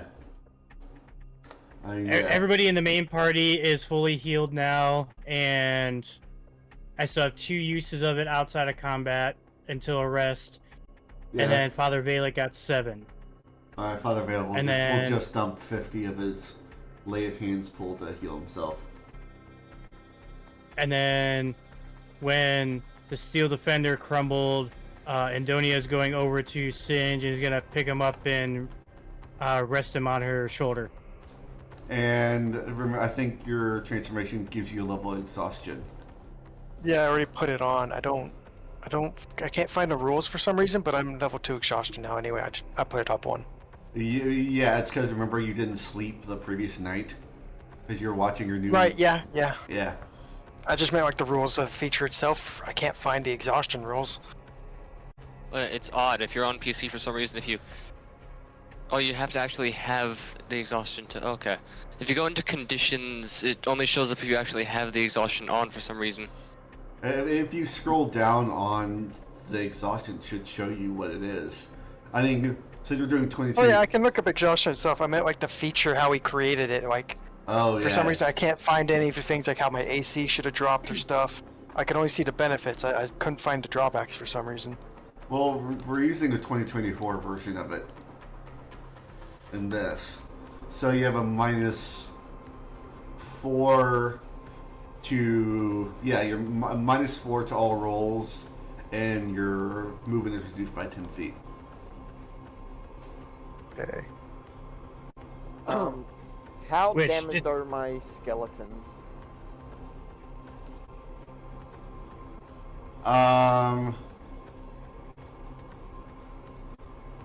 They're intact. Like there's probably like probably about, I'd say about 7 or 8 bones probably rolled into the spike pit from the force of 2 blasts, but They're not important. I'll Just cast like Animate let Dead them and reanimate the 2. all right. And are the And- Mind Flayers still here, the bodies, or Yeah. are they... I want to...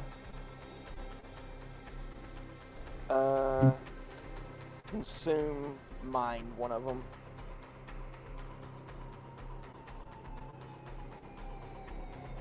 All right. So I forget what I forget we had roll history for me. Yeah, history check. And the one that I cut the head off of that's at my feet, I want to search that one. Does this well still have anything in it? Yeah, it's still pulsing heavily. Is it like liquid or is it just? It's liquid. Yeah, it's a liquid, but there's just this glow. There's like, it's brighter at the bottom of the pool, but it's just kind of radiating throughout as it kind of pulses.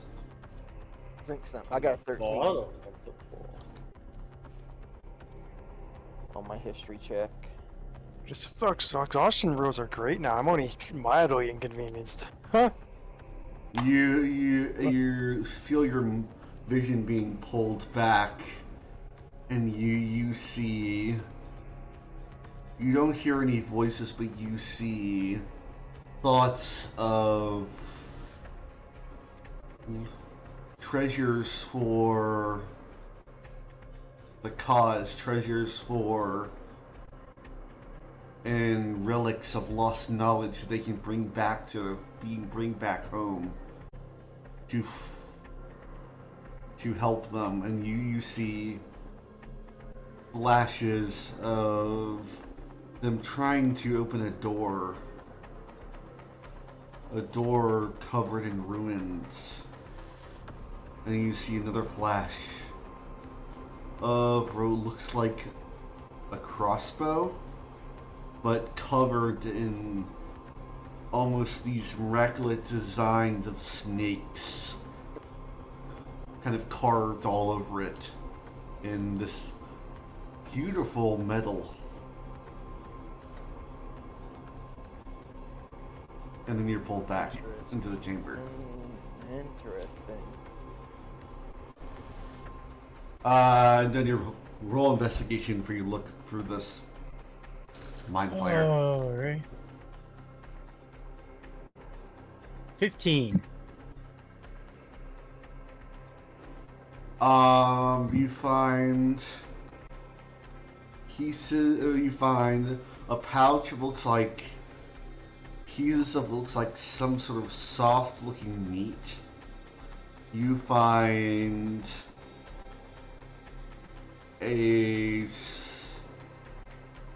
another small pouch of 5 platinum. What is it? 5 platinum. Ooh. That's about all I can get with a 15. Can I search the Alright. body of this one over here also? So the little pouch of the meat, I'm gonna call out to Klaus and say, "Is this something you can use?" And I'm gonna toss it in his direction. I'll grab it and investigate it to see what it is, I guess. You don't have to roll. You look. This is pieces of brain. Like you see, like they're in small fragments. They're like a snack. It's like somebody made brain jerky, except it's still wet. Yeah, exactly. I'll tell her no, but in a whispered voice because of the mask still. I'll say probably because of the distance, he doesn't even hear you. He doesn't even- yeah. Do mind I will- flayers bleed? I will then hold my hand out with the brain in it, and they will just see it disappear.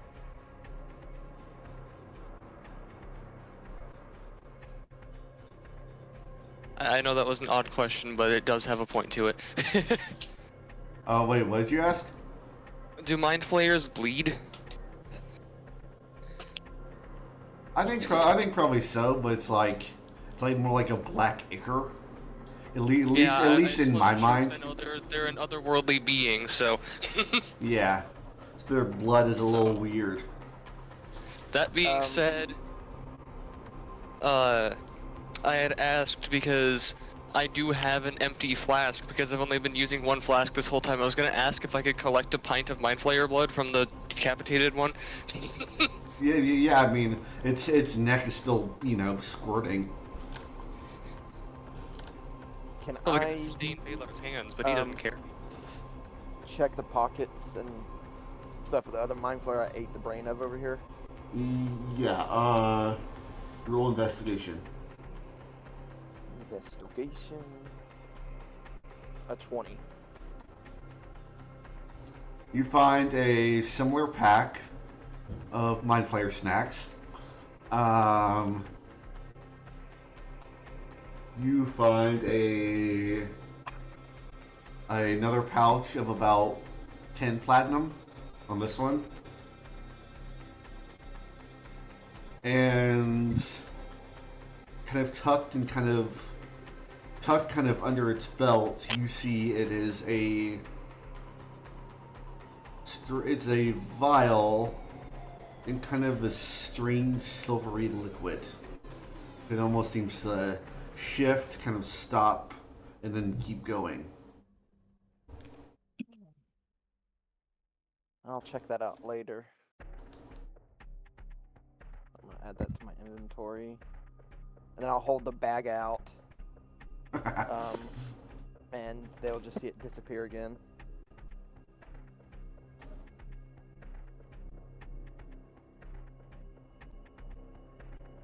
How late is it? Is this like going on the second night?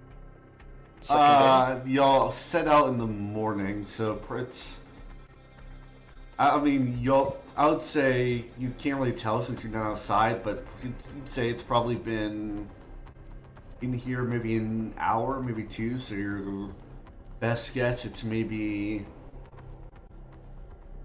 2, maybe 3 o'clock in the afternoon.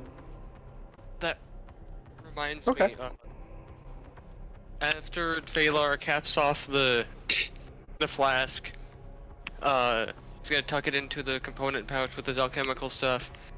And he's just gonna kind of to himself. He's like, I'm going to save that for later. I have to see what it's worth. And then I'm gonna like grab the amulet for the shield guardian, and then like see, can I still feel the connection to it?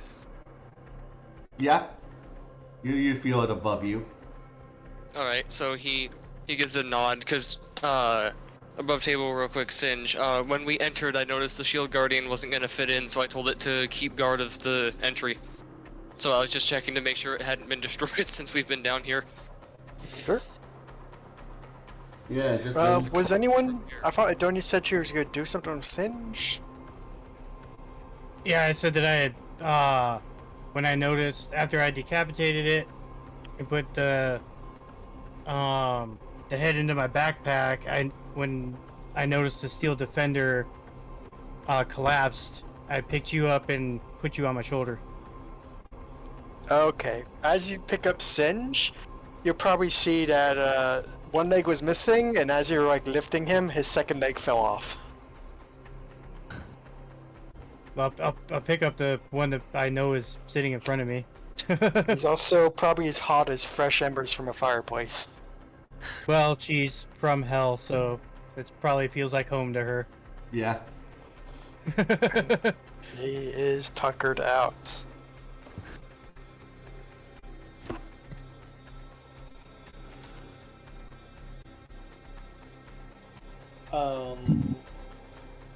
Otto would like to touch the liquid. Just In curious. pure auto fashion. Just I kinda- curious. He's curious. I kind of figured it was coming when you specifically asked, is it a liquid? And then I thought that you were gonna dive into it when Late commented that the light was coming from the bottom, and then you went from the bottom. I was like, is Otto about to jump How into did what's you potentially a mind know? flayer brine pool? Oh my god. Maybe this is where they do the bathroom. We're gonna end up turning into Baldur's Gate 3. You have a tadpole in you now. Oh my god. It's gonna Then dip his Otto finger wouldn't in even there. have to pilot, because Otto would be getting piloted. Just dip the finger just a little bit. As you like you're just putting like the very tip of it under. Yeah. You immediately feel is like 10,000 silent screams within your mind, and you suddenly have to pull back, make an intelligence saving throw.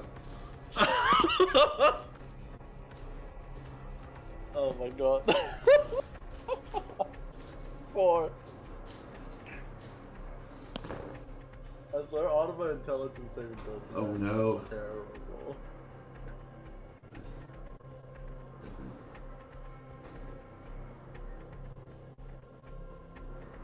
15, 16, 19.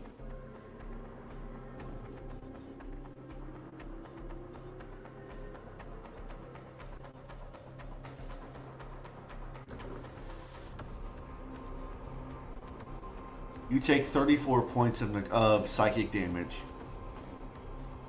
Okay. Oh my god. You took how much psychic damage? 34.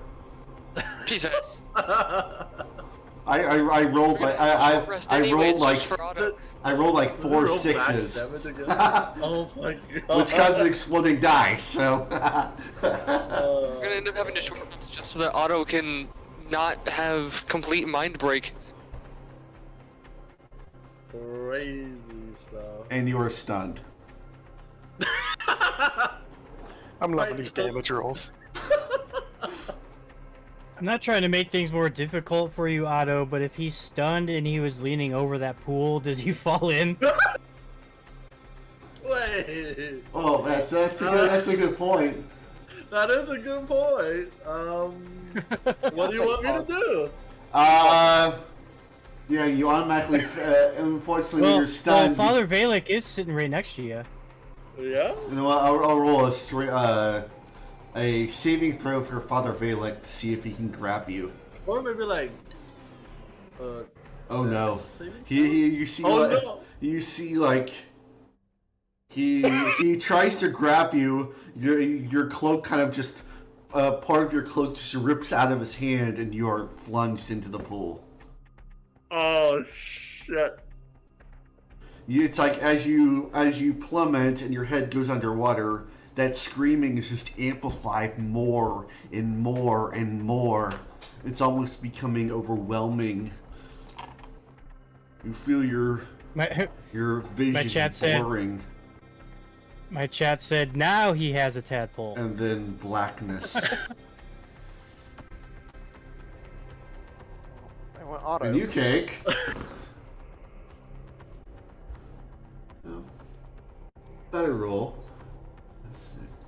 Oh, let me dead. Man, you got a new character? Maybe.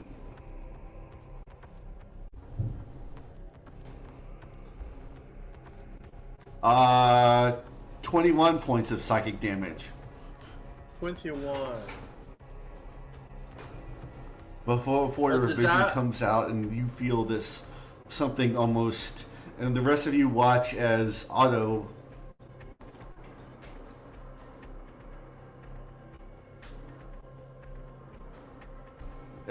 as that blackness takes your vision, and that's the last of it damage to you. The rest of you watch as Otto sinks in, and then is almost you see the entire pool flare brighter and brighter and brighter, purple encompassing all of your entire visions as you see Otto go flying up about 10 feet and slam over here.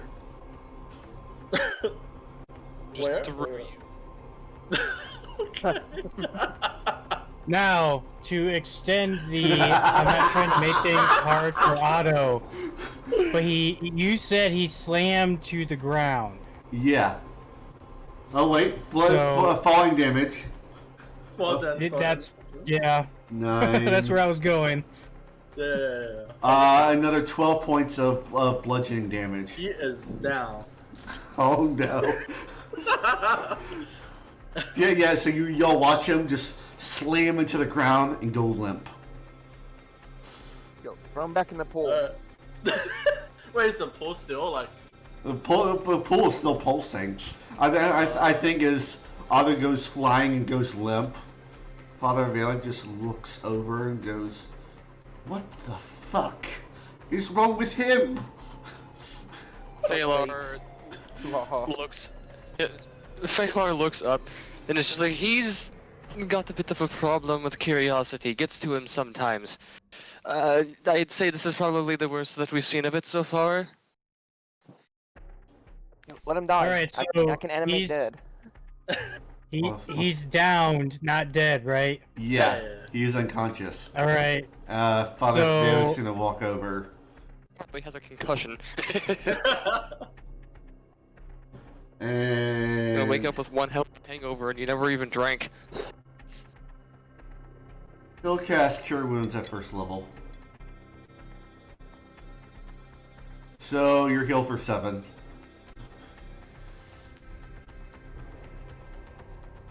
As you come to consciousness, your vision blurred. You just have this really, really bad headache.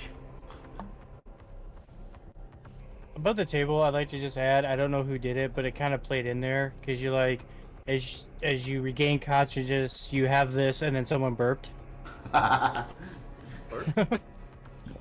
Who? Somebody burped. I don't know who it was. It just played right in there. As you regain consciousness, you have this. Bleh. As you come to conscious, Father Vale just pats you on the shoulder saying, "Next time, don't touch glowing pools." I thought it was gonna be fine. He just but sighs and cannot. walks toward the door. I think what happened if I drink something? I think as he walks to the door, he kind of looks over your shoulder, looks over at you, Klaus, and just gives you this look like, "What the fuck? Is this group?" I mean, yeah, all things considered, I think there's only like 2 people that he's seen that we've traveled with that haven't done something that almost blatantly got them downed. Yeah, that's true. Shinj weakly reaches for the pot too. He's just reaching for across the room like, I want to touch it. From my shoulder. So I put myself in the middle of the door. I'm gonna see if I can open it. As you walk to this door, you see this entire door, ancient stone door. It's covered in ruins, almost every inch of this thing, and they're glowing. Oh, you're about to blow the fuck up. Alright, so looking at the runes, can I tell if it's common, draconic, infernal, Sylvian, Thieves' Cant, or Veldican? Those are what I can speak and know. At a quick glance, you don't recognize these ruins. These are probably magical in nature. I'm just gonna look at Father Valek and be like, "You're up," and point at the door.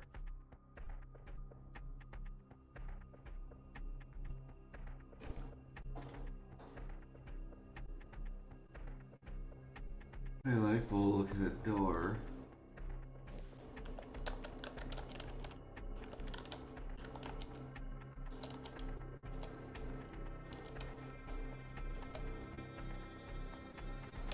While he's looking at the door, can I do Arcana and see if I can figure it out?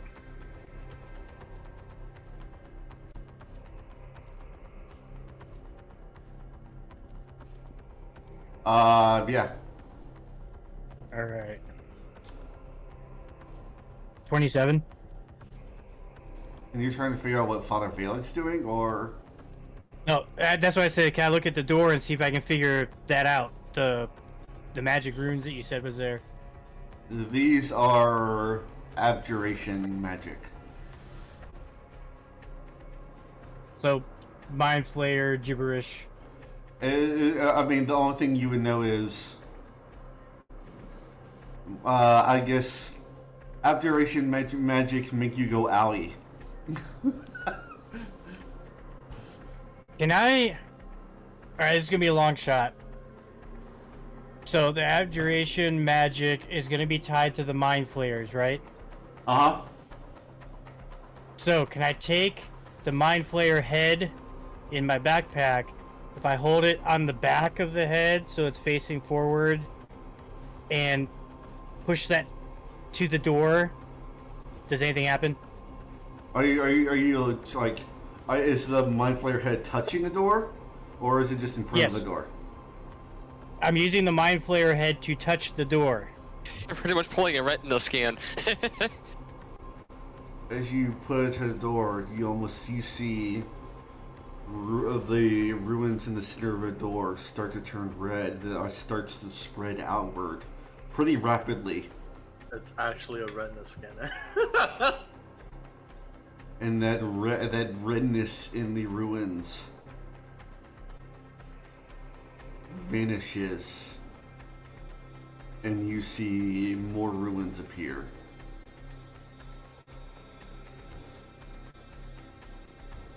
So I'm going to turn to everybody and I'm going to tell them what I'm getting at on this is that all 4 of the mind flayers that we killed, each one has to touch this door. And it'll open. That's what I'm getting out of this. Keep in mind, one of them is disintegrated. Well, we could still throw its ashes at the door or something will happen. I mean, that's still a mind flayer ashes there. Worth a try.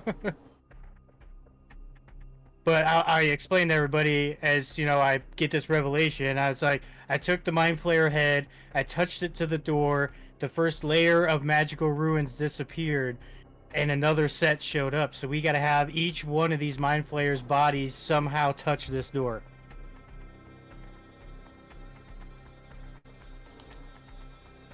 I mean, I suppose that sounds like it could be the solution. Klaus, make a perception check for me. Who, me? Yeah. Okay, perception. Oh, 8. Oh. I rolled pretty good on that. You glance over. As you watch these ruins change, you notice it looks a lot similar to what you saw on the entrance.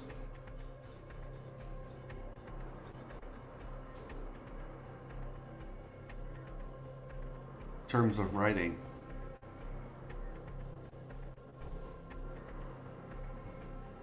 Alright, and I sent you a message, right? Alright. A message, mate. Yeah, a message, mate. Alright, so after doing that revelation and telling everybody Andonia's gonna back away from the door, still carrying Singe, so that way everybody else can take their turns. I was gonna I ask can't- Andonia if she mind if I looked at it. I can't- Similar to the ruins I that can't we move saw. Singe.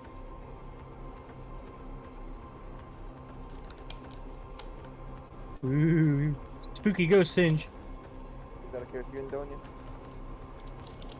Oh, like I said, she, after telling everyone this revelation that she had, she backed away from the door so everybody else can take their turn at doing their thing. She put the head back into her backpack and moved out of the way.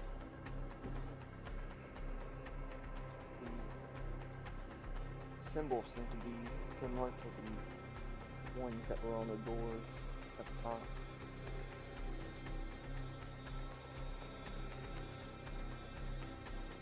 Do I need to make a investigation roll to see what they say, or Because you know deep speech, you see this is another riddle.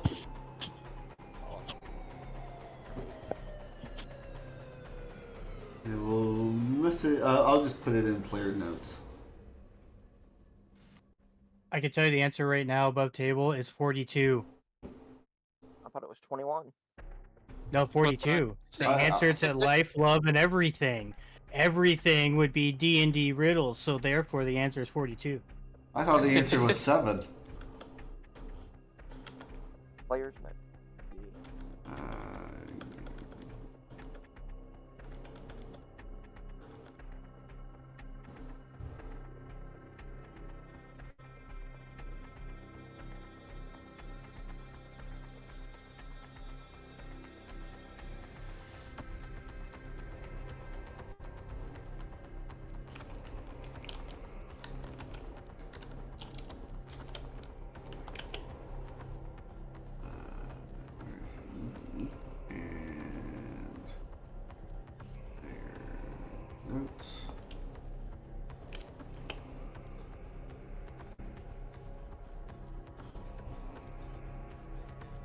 Yeah, what I posted is what you're able to read. I have no eyes, yet I hope you see. I hold no tongue, yet truth follows through me. In silence I speak, in stillness I stare. Break me, and all becomes a blur.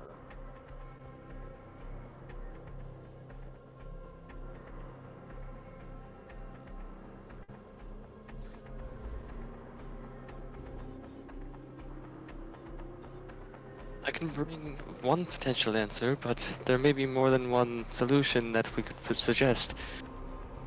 What do you think it is? Well, something that would help you see that has no eyes. When broken, everything becomes a blur. More literally could be taken as glasses or some other form of object, magnifying glass, whatever would help you to see out of it.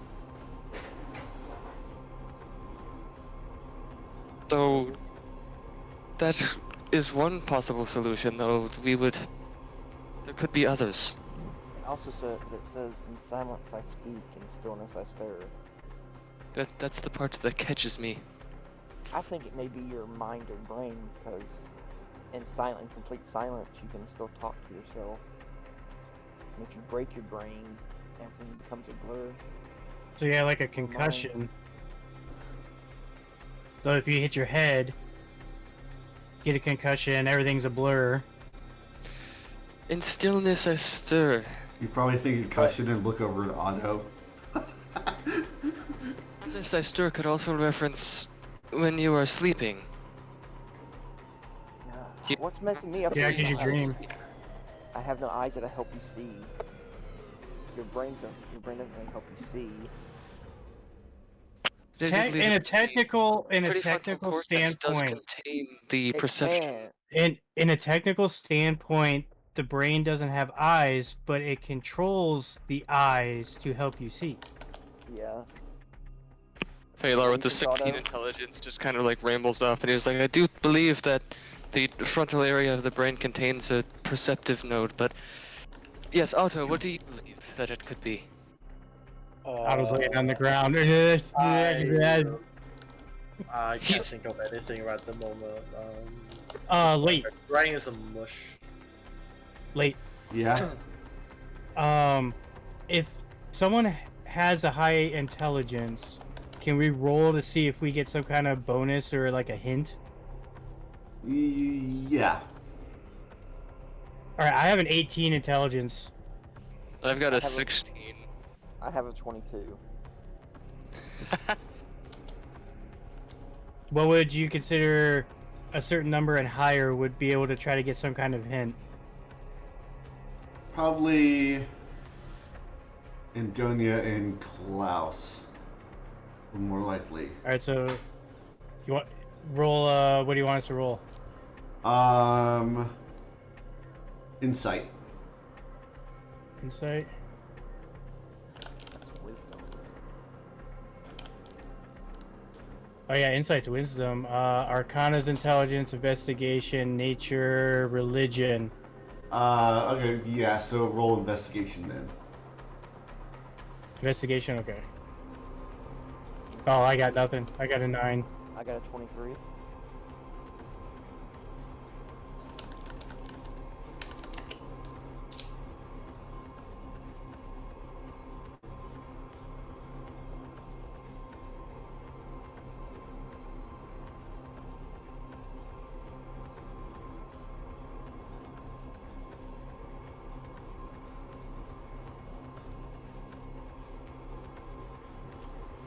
Alright, I'll message you on what.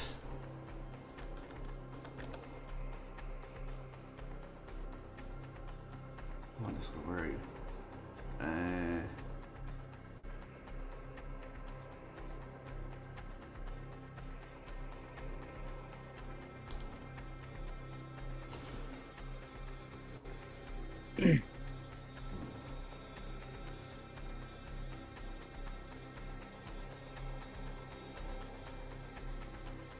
I do have a curious question for you, late.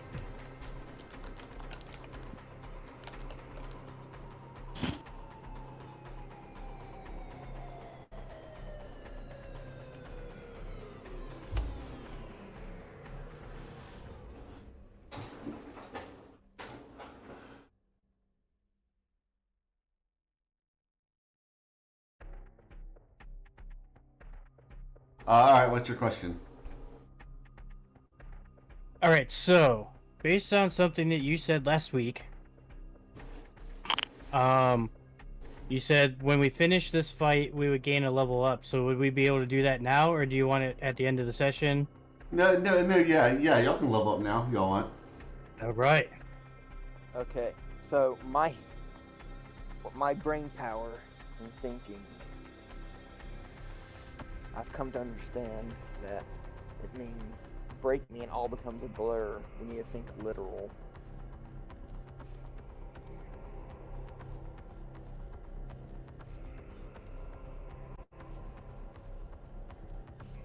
Just that we're to it being some kind of, viewing apparatus or sight aid, glasses, magnifying glass. If we were to take it literally.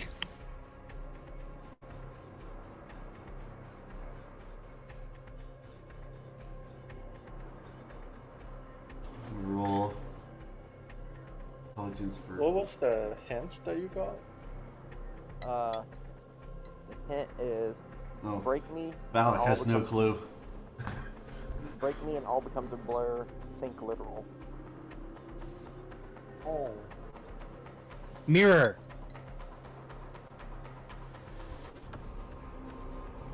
A blur though. I'm thinking mirror. If you break a mirror, it becomes a blur. Well, Yeah, there you go. So, pieces of okay, mirror is so- not a blur. so I have no eyes, but I help you see. A mirror helps you see things around you. Mm-hmm. I hold no tongue, yet truths flow through me. So whatever you hold in front of a mirror is the truth. It's going to reflect it off of there. It's going to flow through that reflection. I don't get the third line. Silence. I'll say we'll try it, and I'll walk. I'll turn to the door and say, "Mirror." Are you saying it saying back in deep speech? Yes. The door clicks and opens. Huh? Yes! Actually, As that opens, Phalar kind of does like a fist shake in front of himself, like the hell yeah, we got it.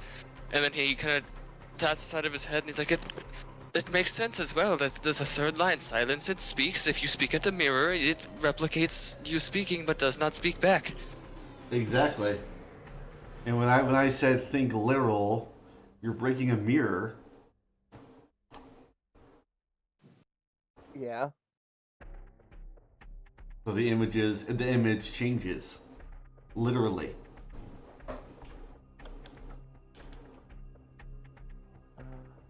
Because I was at first I was going to say glass, but then I was like, wait a minute. Yes, glass helps you see, but you need eyes. As And the first thing says, I have no eyes. As the door opens, you hear sounds of dripping. The air kind of feels very. You can just feel like the humidity coming from the store. You swear your movement. I'm saying say Humidity-wise- at least you and Donya because of your passive perception. Alright.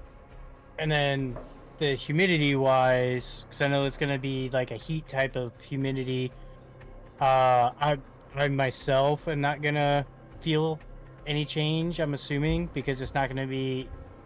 It's going to be colder than what I'm used to, is what I'm thinking. Yeah.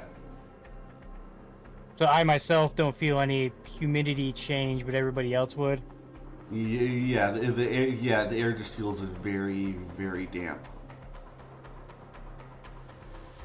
Like almost like walking into like it kind of has like that sauna heat and humidity kind of. It's the best way I can think of it. All right. So I would assume then myself and Singe would feel no change, but would sense a dampness in the air. Yeah. But then everyone else would feel the heat from it. Yeah. But you and All right, you also feel like you swear you thought you heard movement. So I'm gonna kind of crouch down, kind of squat down, and get everyone's attention. Kind of motion for them to do the same, and then I'm gonna mention to mention to everybody that I swear I hear movement downstairs. I think this is where Phalar and his sneakiness is gonna come into play. I could definitely scout ahead if necessary. I am quite used to these sort of subterranean catacomb tunnels.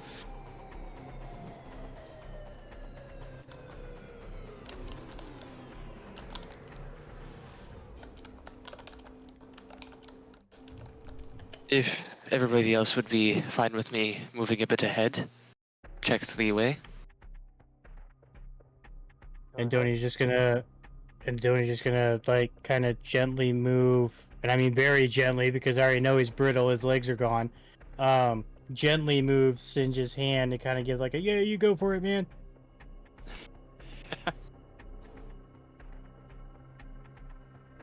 Singe So is I'm just kind of like in and out of consciousness, like, what? Step past,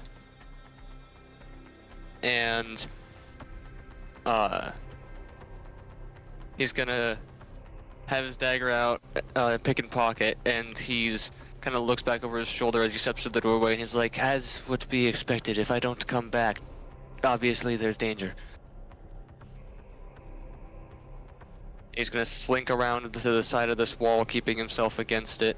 I assume I would roll for stealth here now. Yup. Give me 1 second. I have misfortunes to choose for that level, but I'm not gonna do that yet because that's gonna take me a bit, and I'm currently actively doing a thing.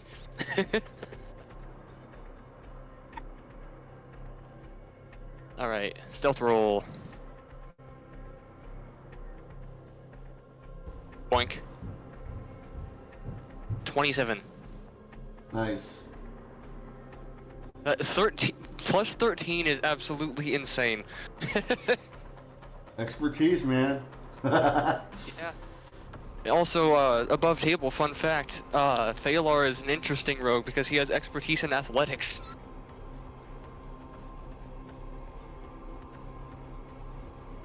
So, yeah, he keeps himself silent, his feet probably moving very quietly, one because he doesn't weigh very much, and two because he's used to these kinds of stone floors, because where he used, the environments he used to work in, so he knows how to walk quietly in them. So as he takes his way down the steps, he's just kind of listening closely, looking around. That movement is much louder.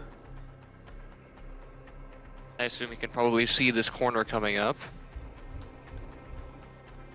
So he's just gonna get right against the corner here, Shit. and he's gonna kind of try to peer around it. As you peer around it, you see a figure is kind of making its way on the edge of this pool, and you see kind of black and purple robes, and it's just kind of is on the verge of reaching toward this crossbow that's on this snake statue. So he's a little bit preoccupied right now. Yes. So if I look just a little bit further in so I can get a better look at the rest of the room, do I see if there's any other way into this room? Probably roll for that. Yeah, we'll make a perception check. See if this is the only entrance into this room. Blink. 14. As you kind of glance around in this low light, not that you can tell. Seems like the only way. I sent you a message, Lee. Alright. Do I see anyone else in the room, or is it just him down here? Or is he just expecting the mind flayers to not die? You see he stops and kind of turns his head kind of back. You can't see this figure's face, you just see a black featureless mask, glowing purple eyes where the mask is, and he just kind of stops, his hand still outstretched, kind of gives the room kind of a quick glance, and then turns back to what he was doing. So he's most likely alone intuitively because he's watching behind him. Yeah, you sense that he's probably on If there was edge. anyone else in there, they'd be yeah, watching his back. you sense he's probably a little on edge. If I look him over, can I, like, of course, pull back a little bit so that I'm not as in the doorway so I can just see him again? If I give him a look over, like, does he look physically strong, magically strong? Like, is there anything like that? Like, could I size him up sort of thing? You, with that 13, you sense that this is probably a spellcaster.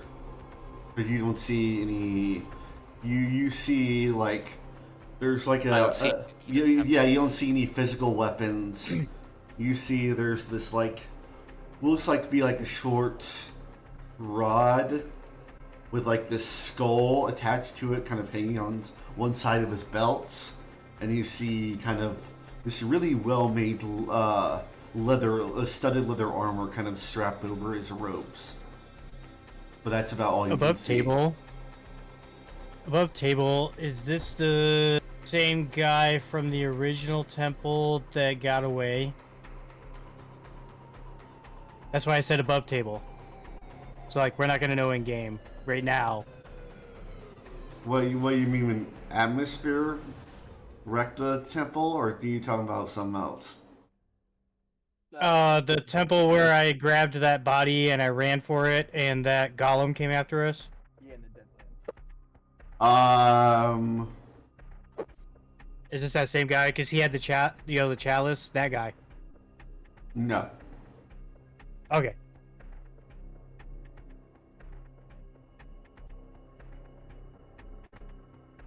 So, Phalar, seeing this person in here, his eyes kind of narrow a little bit, and then, You see. is going to, What were you gonna do?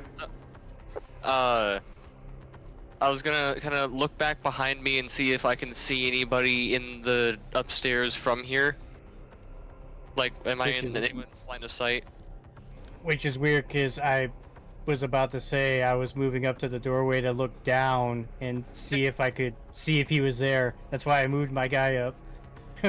Yeah. So I'd probably turn, look over my shoulder, see Indonia coming through the door. Not through the door, I'm just peering down it to see if you're still alive or, you know, what's going on. I'll say from Phalar, as you like turn, you hear what sounds like muttering of something. As you kind of look back, you see he's like one hand still outstretched toward the crossbow. You see the other hand, he's now turned, looking at this entryway, hand out, and seems to be muttering something under his breath. You can't quite. He's saying something, but you can't quite make it out. And you see the air is kind of shifting just in this entryway, pretty rapidly. Kind of like it's starting low and just starting to go higher and higher and higher.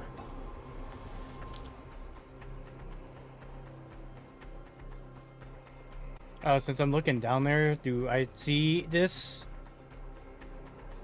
From where you are, no. Okay. Yeah, because you'd have to be able to see around the corner. Give me 1 second, not of in-game time. I'm just selecting the... Oh, I thought you were saying it was happening right here. That's why I didn't know if I could see it at any angle there. From where you're standing, you can't see it. Okay. But yeah, first, let's see. be through here. Yeah. It'd be like... Really, I can't lift it? No? Oh. I think didn't Singe figure out a way to change its color or something? I thought he did. I thought I could lift it up to make it cover the entire doorway, but it doesn't look like it. I guess it only goes... Well, I guess that makes sense, so it's not really what it's intended for, but...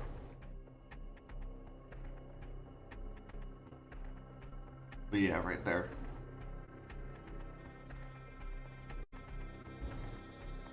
Right, so, hearing that and kind of seeing the air waver and kind of feeling like a sense of urgency, he looks back into the doorway at the top of the stairs at Andonia, and then, like, does, like, the wave her down thing, but also very firmly does, like, the lip, you know, finger in front of lips, like, be quiet. All right, so I'll look behind over my shoulder and I'll say, "That's our cue, move." And I'll start heading down, but trying to be quiet about it. Make a stealth check.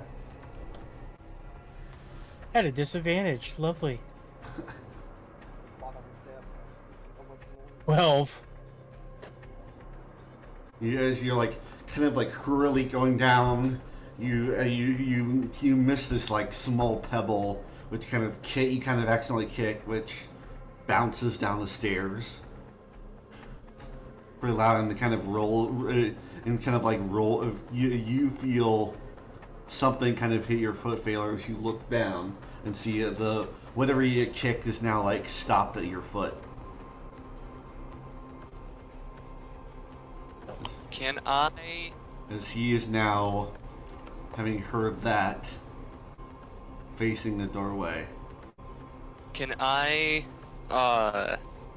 before he, like, can fully notice that we're here, because I'm probably in his line of sight and Donia's probably barely outside of it. Yeah, I'm behind you. So could I, because of my shadow-touched feet, cast invisibility and then attempt to move in, or would is this area blocked off or something from what he's doing? Hold on, I gotta find what spell he used.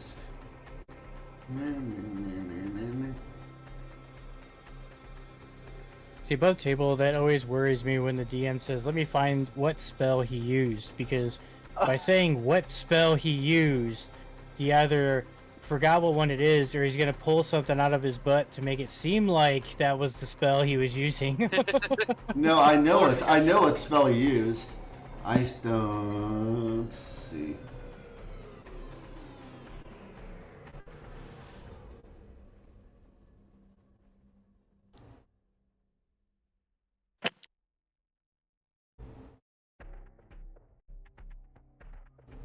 And now this is when D&D Beyond decides to poop its pants. It's like I'm trying to type in the spell and it's not letting me.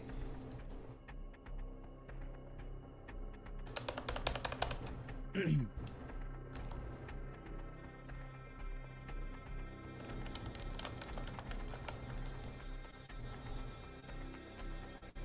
just look up the spell.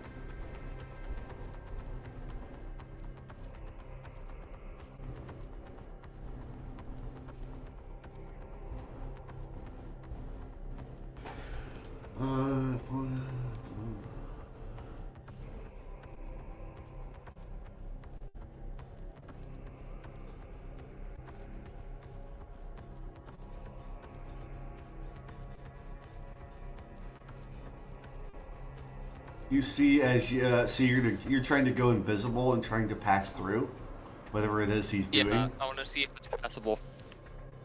It's like running into a wall. Mm-hmm.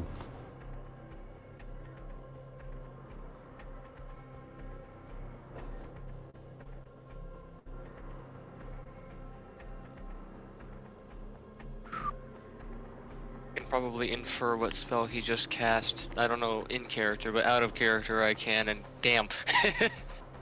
Yeah.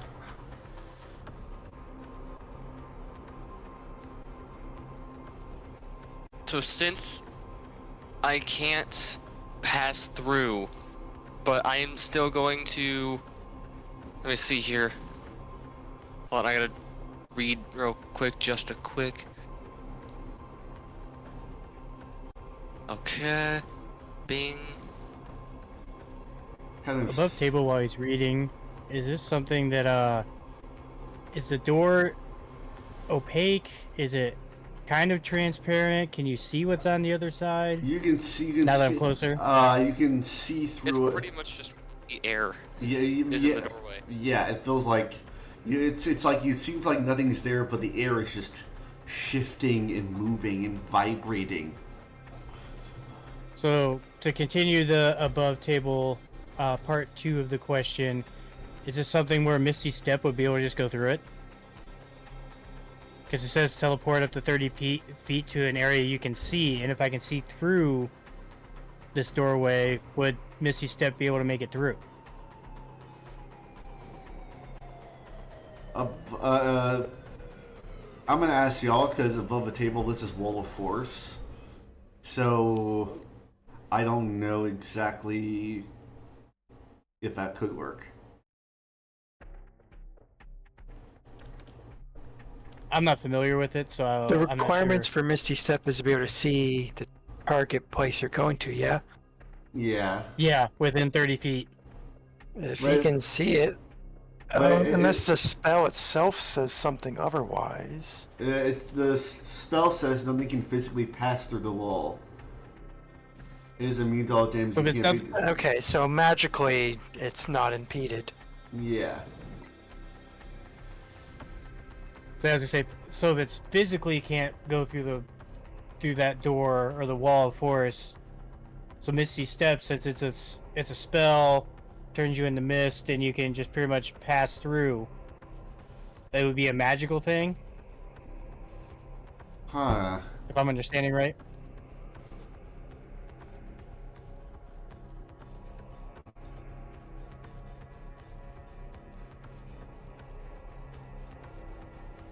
Okay, I can see certain. Shit, I moved it. There's things like if the wall cuts through a creature's space when it appears. I don't know if that means the creature or the wall. I guess it means the wall.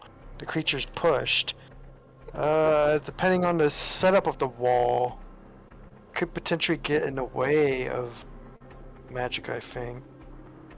Yeah, Because you can I form mean, it in a few ways. I mean, because he shifted. He basically he's made like a literal wall of force on this entire entryway.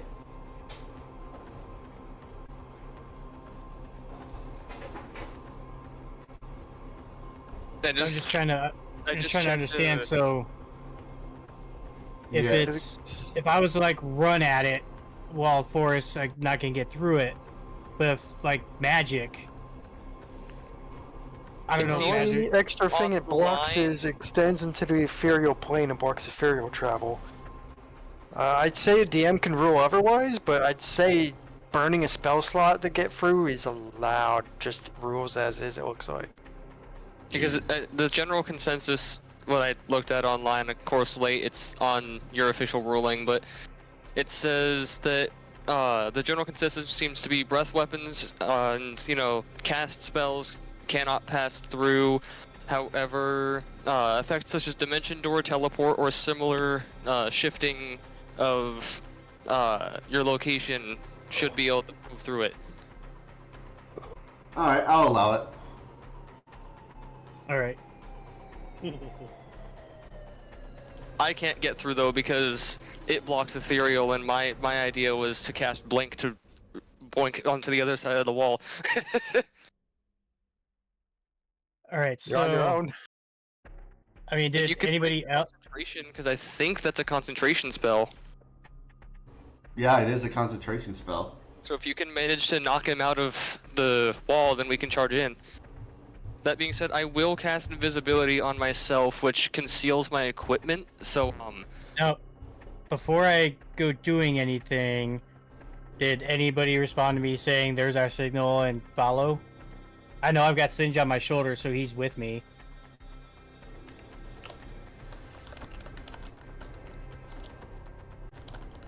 Singe isn't really paying attention. He's just kind of resting, just moaning, and Klaus is just sitting up here keeping a watch out for now. I see you a message, Klaus. And then Otto and Valek. I'd rather not do anything, and then all of a sudden it's initiative, and they're way up the stairs, you know? Yeah.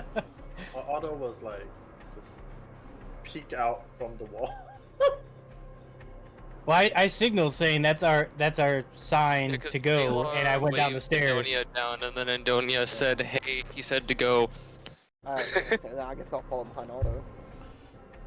That's, You'll probably both have to message roll late. stealth.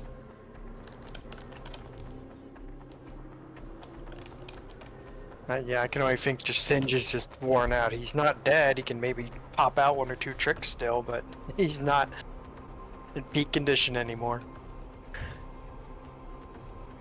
Yeah, because in order for me to do what I want to do, I gotta either set Singe and his legs down, or I gotta hand him to somebody. Because he's not gonna be able to pass through. That's true.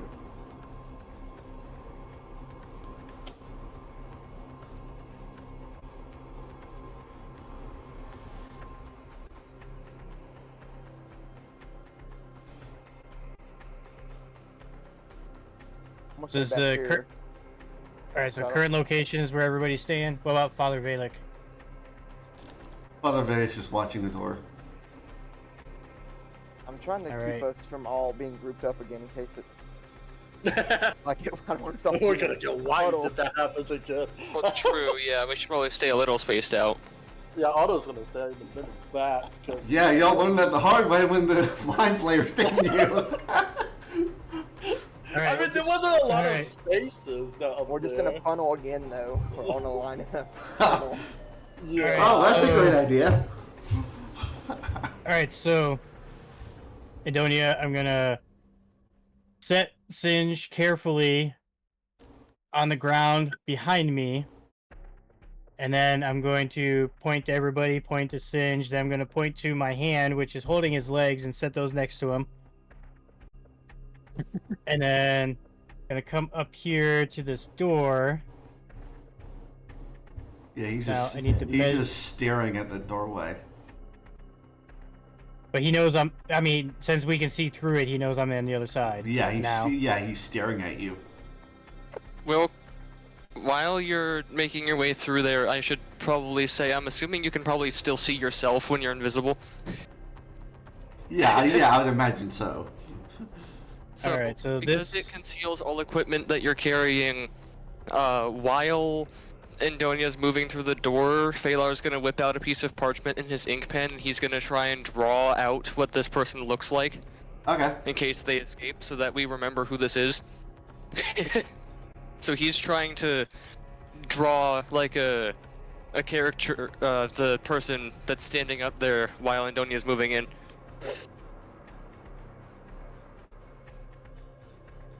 Alright, so I can go up to 30 feet using Misty Step. That's 27 to get right in front of him.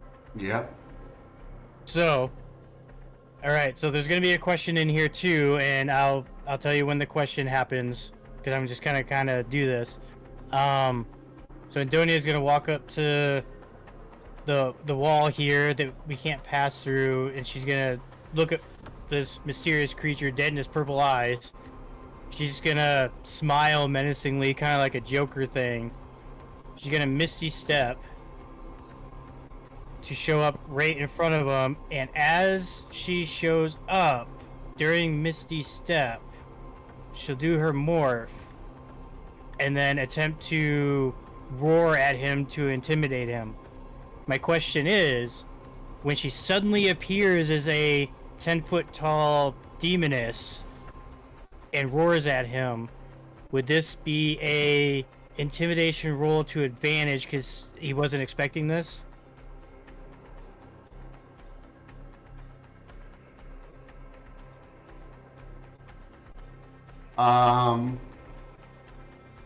Sure, I'll allow it. All right, so intimidation, at advantage, roll 20. Pretty much what I'm trying to do is break his concentration on that wall.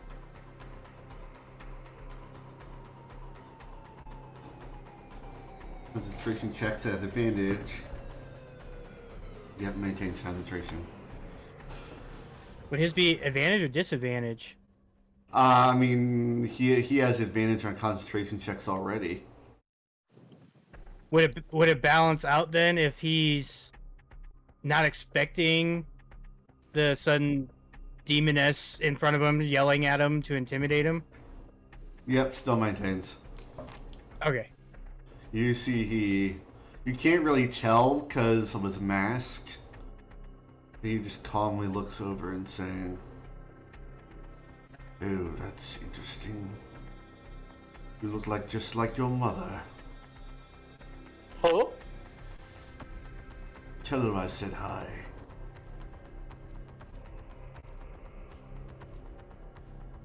As he I was gonna say I had a two-parter. One, did she get caught off guard by that comment? yeah, Like, is that gonna? Okay. yeah. Because the second part is I wanted to, as a response, use my fire breath, just right in his face. I mean, question is, would that comment throw you off so much that you wouldn't want to do it? So what would I need to do to figure that out? Make a wisdom save because of your transformation. I'll say I'll be right back. Okay, I'll wait. Because it went together. Because you're like, I'll say, and then I heard, I'll be right back. Alright, so you make me a wisdom save. I'll say 15, between 15 and 20, you're fine. Between 15 and 10, you're just... Between 20, you're so caught off guard that you're just taken completely by surprise that you don't know what you want to do. And then, So, if and I'm then, understanding- and then 1 to 10, you do it. So 1 to 10, I do it. At 10 to 15, I don't. And then what was 15 to 20? 15 to 20, your decision. Okay, let's see here. You said wisdom? Yep. 22. I'm doing it. Alright. Alright, so does this catch him off guard that I'm suddenly just gonna blow fire in his face? I mean, you're not entirely sure because the mask is kind of blocking all of his facial expressions. Well, I was asking because I didn't know. He has to make a dex save of 15, so I don't know if that would be at a disadvantage because I'm suddenly, in response to his comment, I just suddenly blow fire at him. I'm gonna say no. Okay. So yeah, it's a dex save of 15. Let's see.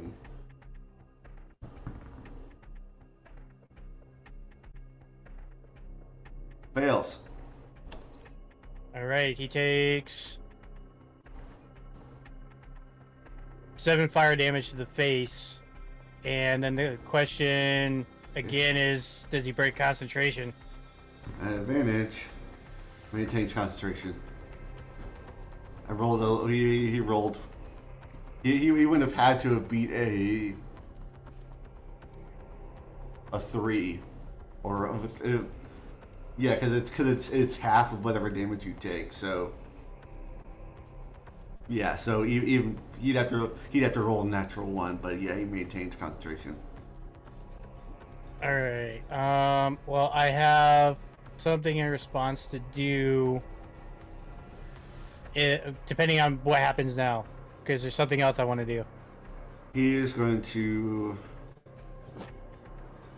look over at you and just say,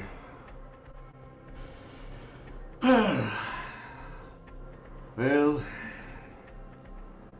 if you want to play it that way, so be it. And he is going to throw his hand up as he curls in his fingers. You feel the ground around you shake and crack as you see five undead figures begin to crawl out of the ground. Do I have a chance to do I mean, what I wanted to do as a response to the ground cracking and stuff? I'll I'll tell you what it was. I mean, I was gonna reach out. this isn't full combat. This is like in the moment. So As the ground is cracking and these things are crawling out, before they crawl out, I want to reach out and jam my hand into his chest, not like where I'm trying to pierce it, but when my hand hits his chest, I want a vampiric touch. okay, I'm gonna say after that, that's gonna kick off initiative. All right, so to hit him, 4 and 5. I'm back. What did I miss? 14. Oh, he just summoned 5 rights.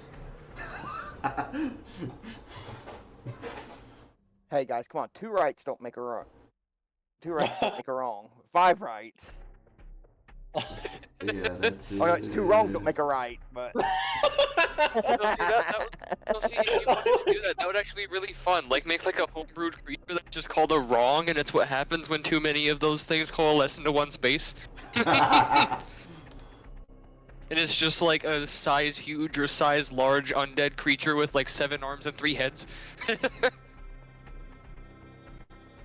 Alright, so go ahead and roll your vampiric touch and we'll roll initiative. I rolled a 14.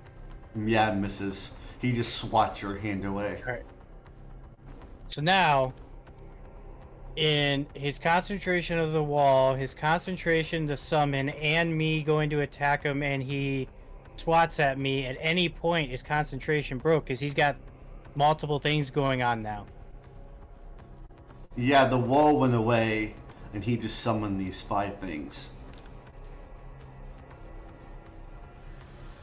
All right, so I know time-wise we've got like 5 minutes. So do we want to do like we did last week, an initiative, and then call it, or what do we want to do? I'm just saying this in general for everybody. I mean, I don't have to be up. I'm not working tomorrow, so I can go a little longer. I'm I down mean- for whatever.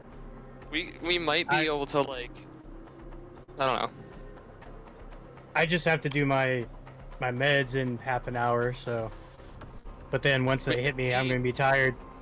We could do like play until then or until this fight is over, whichever comes first. Yeah, that works. Sounds good. Also, Alright.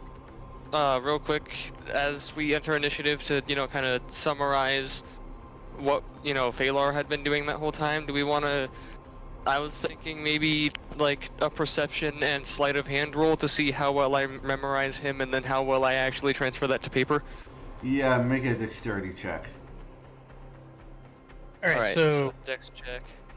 while he's doing that, after all this goes on and I try to vampiric touch him, because she's, in her enraged state, she's gonna turn towards the doorway and scream, "Get the fuck in here." And I'm assuming everyone hears that because giant demon lady. Yeah. Probably just roars down the hall like Karlak yelling. Get in there! You forgot a word.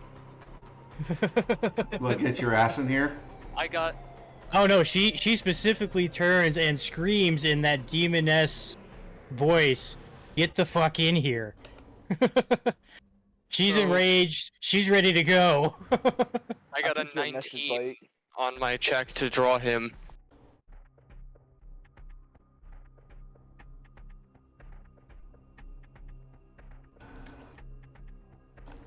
Did you draw him like a French girl?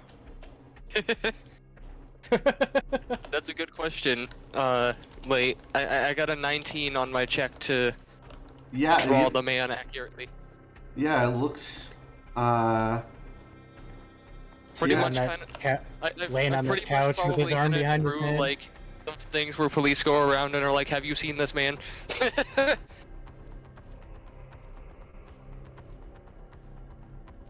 Seen this man. I probably drew kind of like one of those, since it's all in ink. All right. So then when he hears Andonia yell, he just kind of drops it into his bag and then slings it back onto his back. And since he's still invisible, I'd say as initiative is starting, if you'll allow me to like move a little into the room. Yeah, I'll give everybody a chance to place themselves, and then we'll roll initiative. So he'll probably wanna see- step up to like right here. He's still invisible. I'm gonna be right here.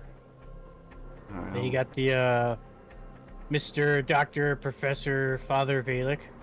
Oh, yeah, my dog's down Oh, here. he's about. Oh, he's about. Yeah, I'm sure. Is there a way to make that base smaller on that dog? Can he be a size small? Base is fucking massive. He is massive. I don't know if you could resize That's what that he base. said. Oh my god. If not, it's fine. well, that's a one by one. Okay, yeah, that works better. Yeah, and instead it looks more like, instead of a hound, it's more like a faithful puppy. Yeah.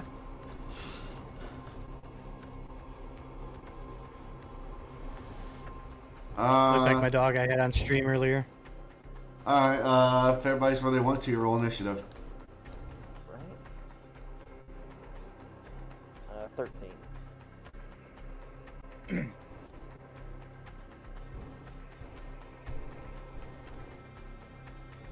Oh boy. 13. Initiative. 14. Klaus, what's your dexterity modifier? Dexterity is 2. Okay, So all we need he goes is- before you. Alright, that's All we need is Balar to roll a 12, and we'll have 11, 12, 13, 14, 15. All right.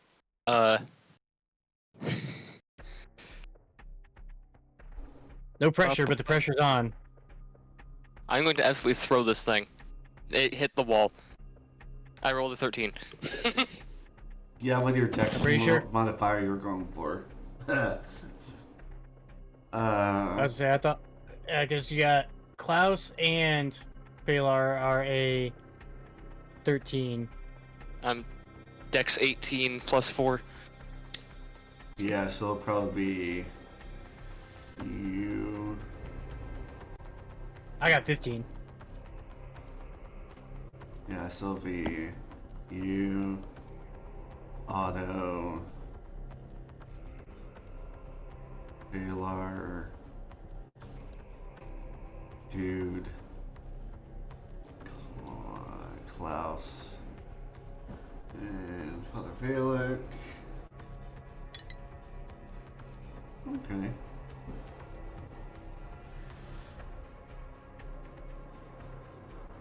Out of curiosity, does my scream in the ragey demoness voice wake up Singe? I think Singe is probably just out of it. Well, 'Cause I know he was saying that he was in and out of consciousness, so I don't know if the yell broke him out of it.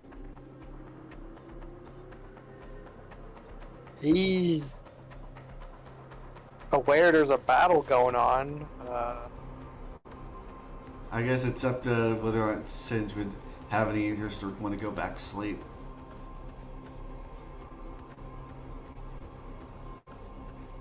I think he's just slouched against the wall where he is, and Yeah, so I'll say you don't have to roll initiative since you're in your room. I rolled it anyway. But like until he's like has something to act on. He's just staying kind of in the middle of the hallway where he can kind of come into the room in one last hurrah or try and leave. All right.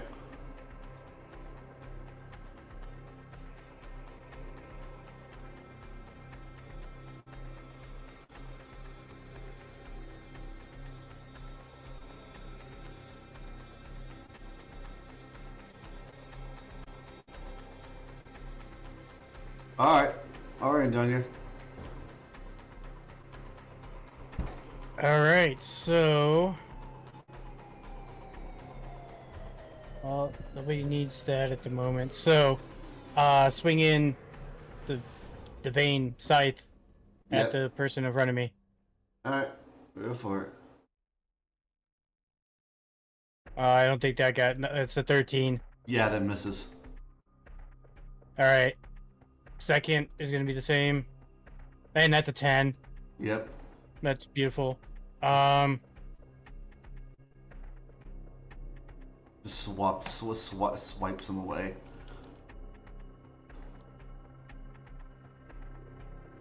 Hmm.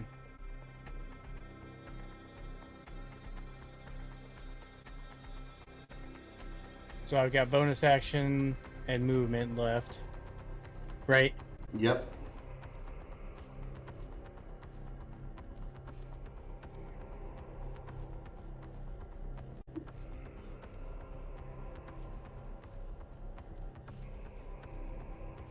Alright, so bonus action, I'll put a fire seal on him. All right. And then...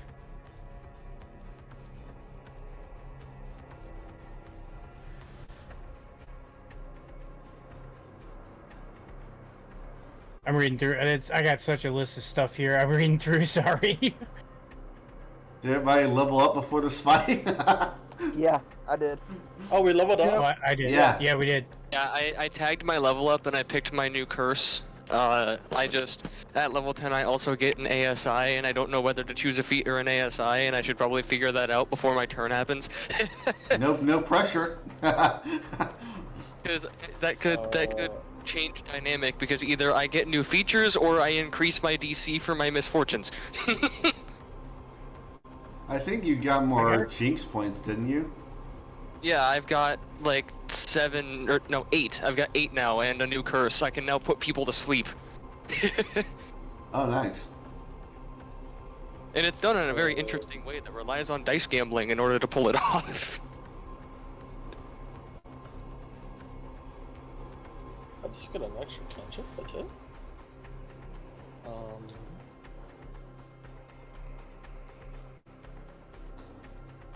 I'm level 10.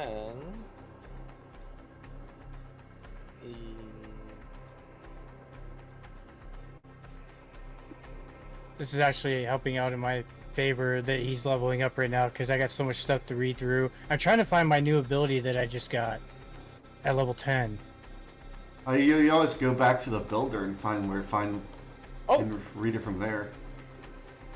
Yeah, I'm gonna have to do that because I'm not finding it in my list here. And if you look on what it's under, then you can probably find where it actually is. It just says Illrieger feature. Yeah, so it'd be under class and features and traits. Or it should be.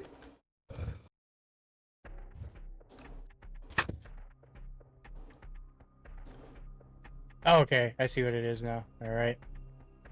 Otto, what you doing? Oh, wait, you're still leveling up. Yeah, I he's leveling up. I leveled up.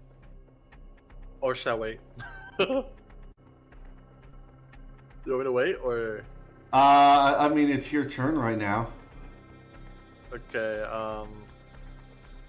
I mean, unless see. you want to pass your turn to finishing level up, it's up to you.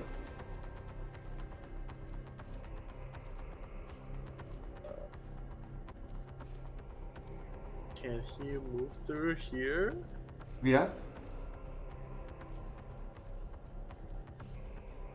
He should have a clear line of sight, right? Yeah. Wait, hold on.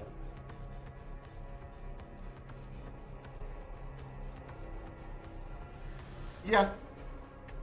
Okay.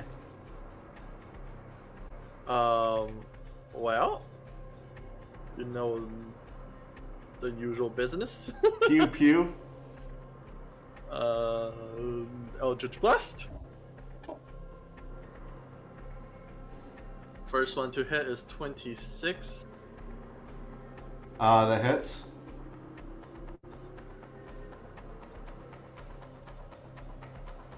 The second one to hit is 24. He'll use his reaction and cast shield. You see it slams into some kind of barrier, and he didn't take it. It blocks both. No, it blocks the second one. I see. Okay, just the first one. I rolled total of 6 force damage. Owie. Big damage. Now, when you say force damage, does that push him?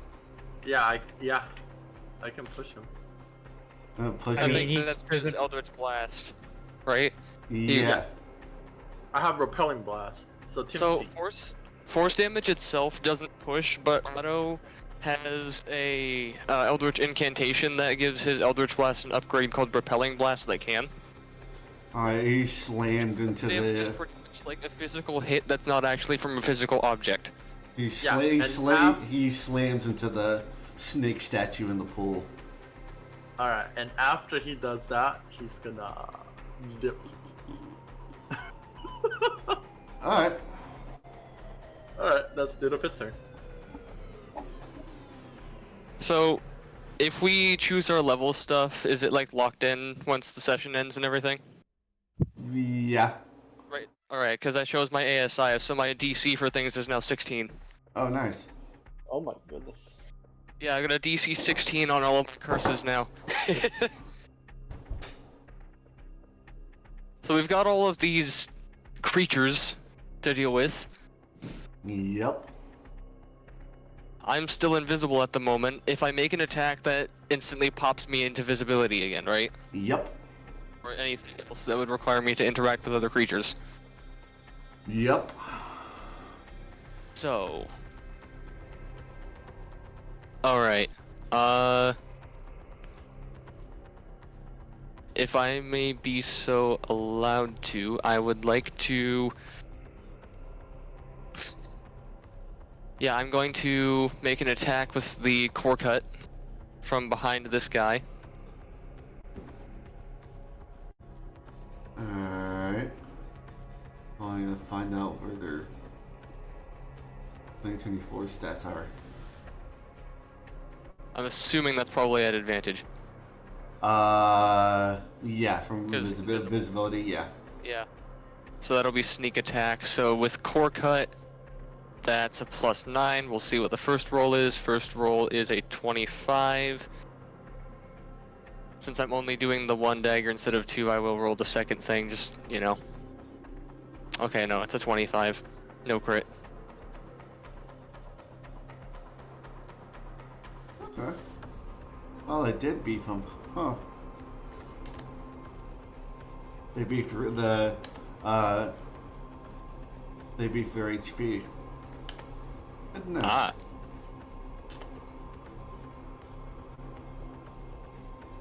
Alright, so what was the... Did you... 25, rolled the second thing and didn't get, a crit, so... Oh, so the first one was a crit? No, I didn't get a crit. I was rolling at advantage and I got a 25. It was 16 plus 9. Yeah, okay, yeah, that hits.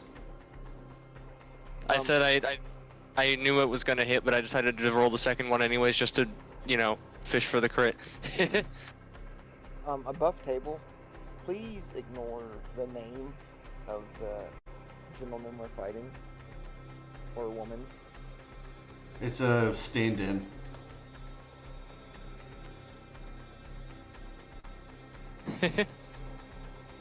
Huh? I don't see it. What's the Perfect. name?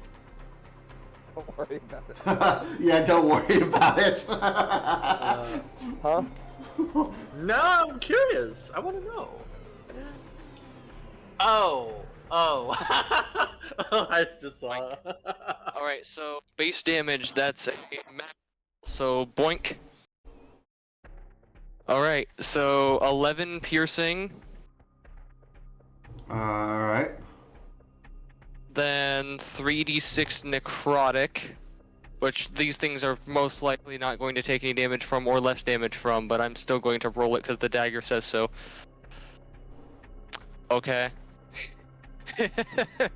So 13, so it's 19. 22. Alright, so take 11 of that. Alright, so it is resistance. That's 22 necrotic, and I will expend Whales from the Grave. No, I'll roll my sneak attack first, because that's the order that triggers in anyways. I'll go full damage. Alright, so that's 16 extra piercing. Alright. And then I'll activate Whales from the Grave, because that requires my sneak attack goes off anyways, so I should probably do that first.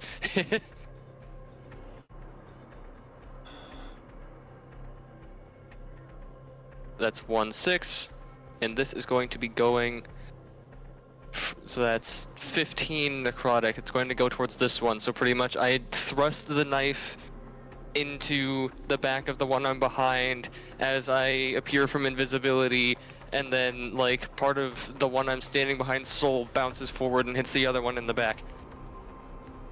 Alright, so how much damage did it That's take? 15 necrotic. Alright, we're just 7. Alright.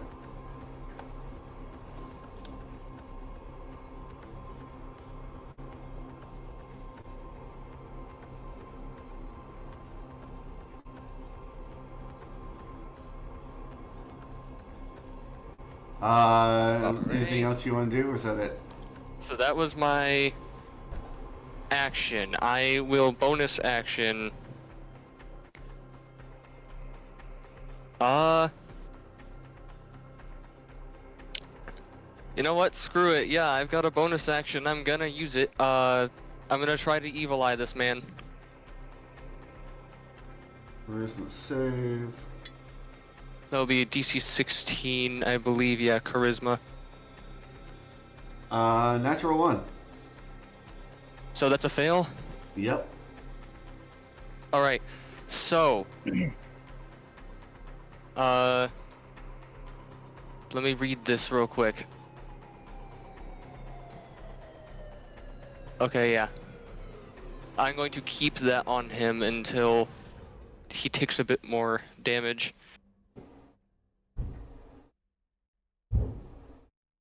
So for right now, I believe that lasts for... See, I don't usually just keep it on people, so I've gotta... I gotta check it real quick. Where is it? Bonus actions. Yeah, it lasts for 1 minute. Okay. Alright, that is me. He kind of seeing this and people on the outside of the door, sighs and saying, "Well, if you want to do things the hard way, then so be it." And he's going to unclip this rod from his staff, and he's going to hold it out and point it at this entranceway. You see the air as he starts to mutter under his breath.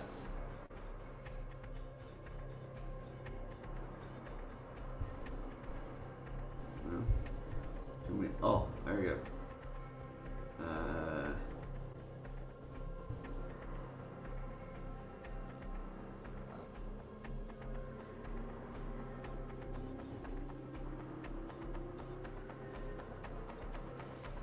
The air starts to focus around you.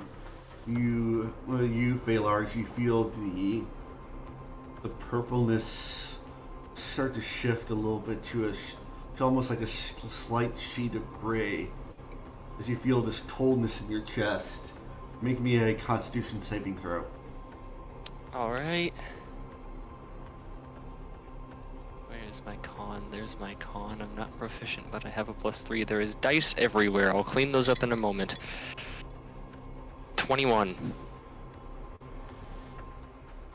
As a failure, and you take 18 points of necrotic damage. And you... Let's see, well, if I looking at you can't regain hit points. You're unable to be healed till the end of your next turn. Alright. Action. Bonus action.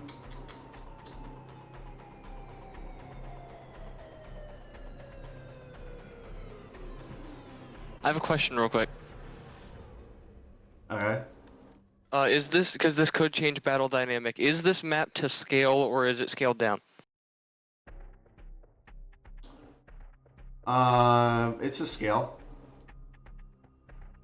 Alright. How do we wanna rule that? That's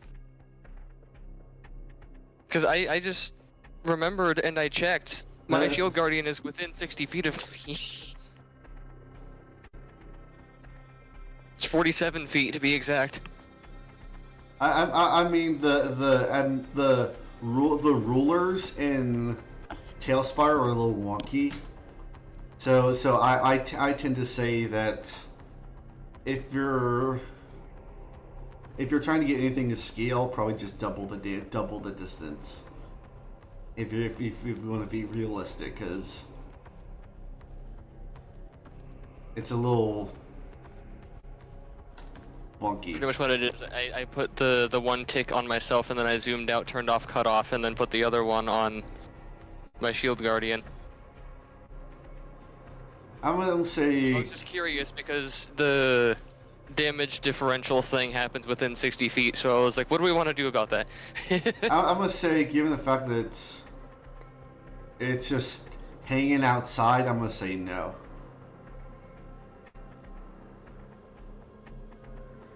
Yeah, I was just curious because I was like, that's an interesting question. I should probably ask that in case this comes up again. Alright. And then, let's see, bonus action. Right next to the thing, he's going to reach over and pick up the crossbow. And that'll be his bonus action. The right, when you attack, is going to turn around, and you see. Reasonable. Yeah, and the rest run past you. You see, without saying a word, you see them almost one run past you, all sort of run toward the entrance. You kind of feel like that they're making a wall, like a physical wall, but also around you at the same time. Here's question. The 3 that ran past him, is that attacks of opportunity on each one? You only get one reaction, so you only be able to do one of them. Yeah. So you gotta choose. First one that's in front of Valek, second one, or the third one. That one in front of Valek probably isn't gonna last too long.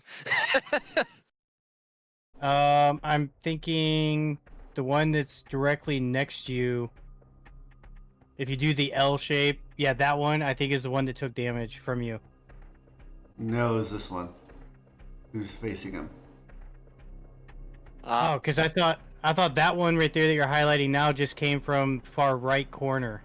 No, that one just turned around on the spot. It was the rest that ran past. Yeah, this guy just kind of turned himself around because that's where. Okay. Yeah.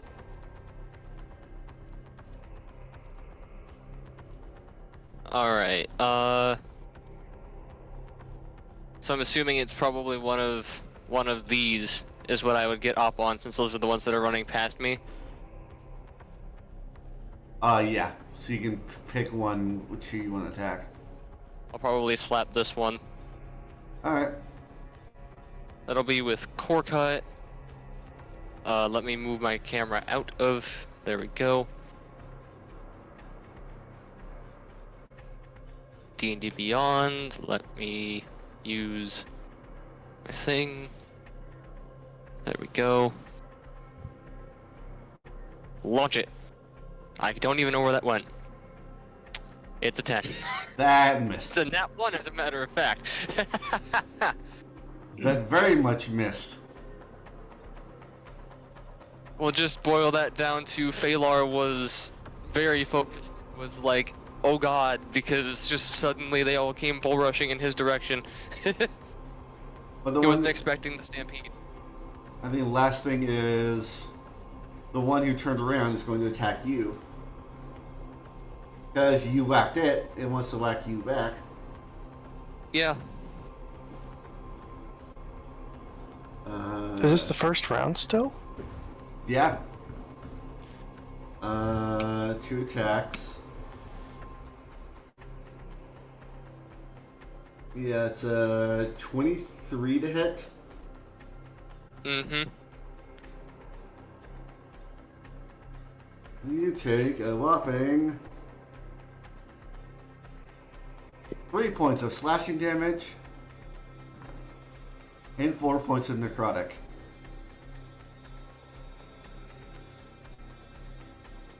Wow, I'm not able to do math today. I was like, that's 8, right? No. That's 7. Yeah. Second attack. Yeah, that's gonna hit. It's a 22 to hit. Yeah, AC's 19, so 8 points of slashing damage ooh, and 4 points necrotic. that was a bit of a harder one. And that'll be end of its turn. Klaus. I'm now at roughly half of my new HP after level. I will.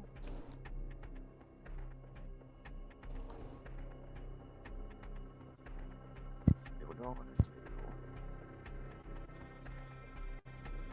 What is this do?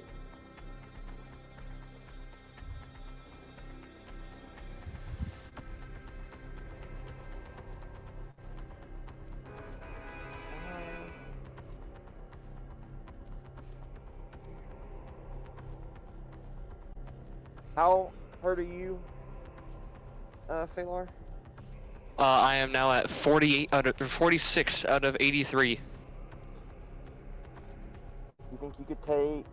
I don't really have much spell slots left. And do you think you could take a fireball? I've got evasion and good dexterity, so maybe.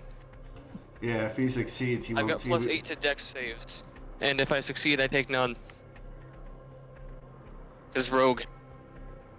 Rogueness. I'm gonna So I'm set it. assuming if you're about to throw a fireball, Phalar probably sees that, because he's probably going to look over his shoulder to see what the rest of the party doing, and he sees that, and of course you'd see the crimson veins going across his face, and he's just like, I can dodge it, do it! I'm going to first. Like has advantage. Oh no. Even at advantage for him, I rolled a 4 and a 1. Well, I haven't done it yet.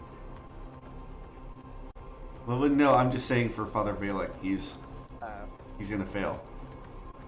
Okay. He's a tanky lad. Yeah. He has over 200 HP. I think he'll be fine. 20-foot Exactly. radius. So, I'm gonna do it. There, 20 feet. I'm gonna roll for the right. And you want me to make a con save too, Singe? Fuck, I forgot about Singe. You're 4 HP, Joy. aren't you, Singe? Yeah. But I'm not resistant or anything right now. I forgot how small your mini was. I didn't see it down there. It's only gonna be at 3rd level. That's a fail. I should probably roll. Right. The fireball at 3rd level. So 3 succeed, 2 fail for the rights. Wow. For the rights. Oh, it's a deck save, Singe, not a con.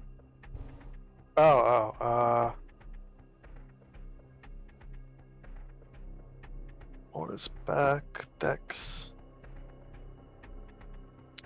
Is that better? What? Plus a 5 from Yeah. Father Valek, so 14. and you gotta be a 18. Yes, that's a failure. I also failed. I nat 1'd, as a matter of fact. Did you? Yeah, Hey, me and you. that's the second nat 1 I've had in a row. Oh, fuck. I still take half damage though, because it's no damage on save and half damage on fail, if I remember from evasion. I'm gonna add his top. Wait. Waiting? Is Singe within 60 feet of me? He is. Our bond, I make him an auto crit. He 20'd. Oh. Okay, Oh, that's half yeah. damage. Yeah, so he'll succeed. I will. I failed, but I'll still at be the top taking of my whispered voice, I'll say, "Take cover, gentlemen. This is gonna hurt." And I'll cast Fireball. And I'll flavor it as, because I rolled a 9 and failed the save, Phalar just kind of, like, presses against the wall, but didn't really do anything against the blast. It's just, he was further away from the blast. And then That's 34 points of fire damage, and I rolled a 6 for max. Once I have to roll another 6. out of curiosity, did the dog roll? The dog doesn't. He doesn't have to roll. He's just a spirit. It doesn't Ah. actually really exist Yeah. within our vision. So 38. So Half is gonna be 19. 19. And then Father Valek and Phalar will take the full 38. I got 19 through evasion. Okay. Yeah, evasion is no damage on save from dex save and half damage on fail. Okay. However, I do look very burnt right now. Like, the clothing is definitely showing embers around the edges. 86. Any of those explode? For some reason, it's not showing me all the dice. Yeah, only one exploded. Wow. Lucky. minus 38. I've got one. So I'm pretty much spent. I've got a 4th level spell slot left and a 5th level, and then some utility 1st level spells. I have 3 spell slots in 2nd level that I can do some Ray of Sickness damage with, but after that I'm down to You wanna intern. yeah, you wanna get rid of your thing? Oh yeah. All right. Was I was Cinch waiting supposed to be last in the round? I didn't really have you in this because you're kind of down and out, and I feel like the mind of your character, you probably wouldn't really care much for combat. You would hear it, but I don't know. How about he's delayed? He'll miss that round. Can I roll for this next round? Because he might be concerned of Faze being overwhelmed. Yeah.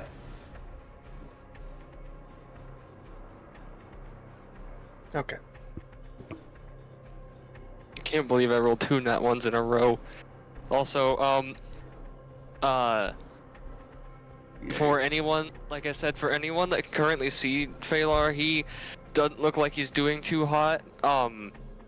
Above table, I'm at 27.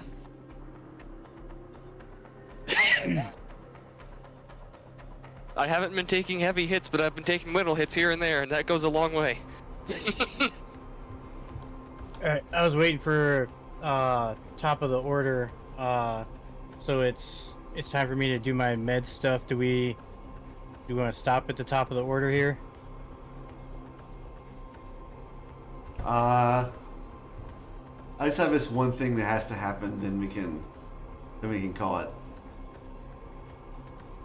All right. I'll do my turn real quick then. Let's see here. Actually, Since it doesn't take any action from me, let me think here. Who all took damage on that fireball? Was it just Phalar? It was Singe me got and- singed. Yeah, Singe took some damage. I think Valek did as well. Okay. Well, how much would Singe have taken? Because I changed his roll to the auto crit 20. I think he To the took. bond. That was the 19? half damage then. yeah, Yeah, he he's- took like Half of 19. 38. yeah, he's like 19. I also took the 19, though I've been taking damage this whole time. Okay, so I'll use my ability, and since I leveled up, it changed from 45 hit points to 50. So I'll heal myself for 19, which heals Singe for 19, Back and to then the remaining 31 I'll give to Phalar. See how that does for me. Ooh, that's much better. I'm above half. All right, and then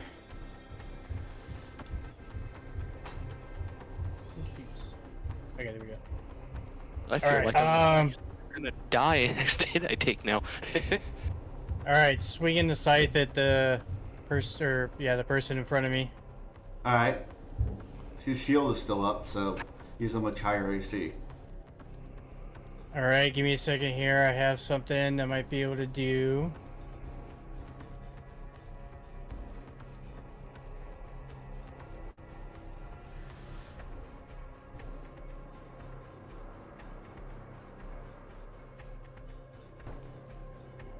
Right.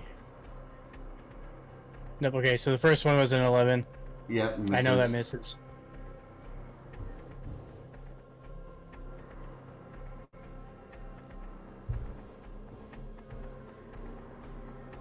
Alright, yep, I'm gonna swing it again. Oh, jeez. 14. I can't roll nothing for my attacks. Yep. As usual. Yep, both reflect off the barrier. Alright, you can go to your meds if we'll finish it. Well, I got a bonus action here. Okay.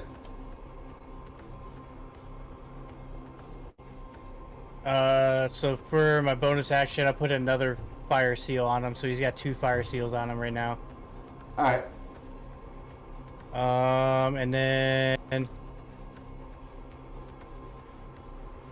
gonna go do my meds. I'm gonna end my turn. I'm gonna go do my meds, but if the person in front of me takes any damage, in the time that I'm gone, if you would be able to pause, because if he takes damage, then I can burn my seals. Okay. Okay. So I'll be right back. Alright. I'll have auto move up. And then roll for Eldritch Blast. Roll it. One is 26, That the other one is that- 17. That just hits with a shield. Alright. So Yeah, no, I but- don't do any damage. No, meet it or beat it. So your first one hits, your second one doesn't. But he has shield, right? Yeah, shield raises his AC. Oh, With shield, his AC is 26. I see. So since you've see. met it, it means you hit. Okay, okay. But the other one doesn't. Alright, so I do damage. 9 force damage, so we'll have to wait for him to be back. 9 damage. Owie. Okay, I had my headset on. I heard damage happened. Yeah, he took so- he took 9 force damage from the blast. From Alright, the so- Eldritch blast. A couple of things get to happen. One of them I kept forgetting about until I read it earlier. So, first thing is both of my seals are gonna burn. All right. So it's 1d6 fire damage for each seal. Yeah. So 2d6. 2. So that's 6 damage total. All right. That damage I can then turn into temporary hit points. So Phalar will gain 6 temporary hit points. Right.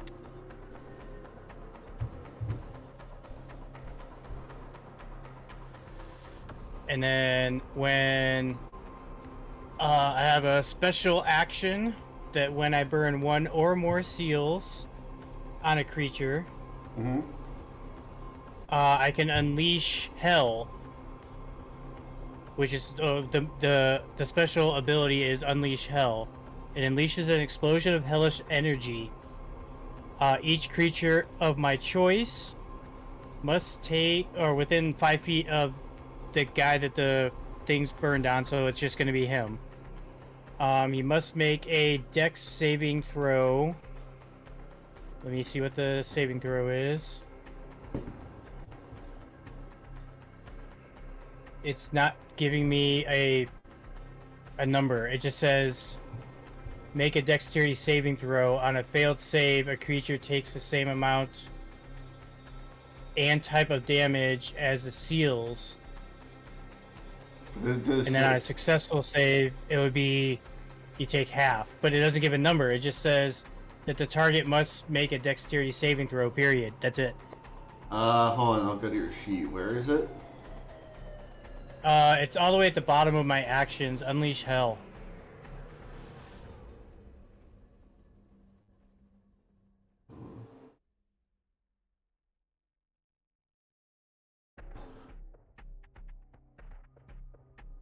My guess would be it's probably the same DC as your seals.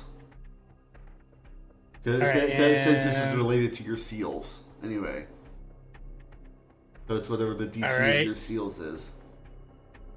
Let me figure out what that is. Because painful interdict seals doesn't say anything about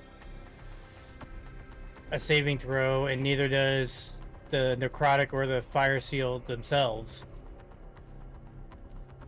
We'll say for simplicity 16.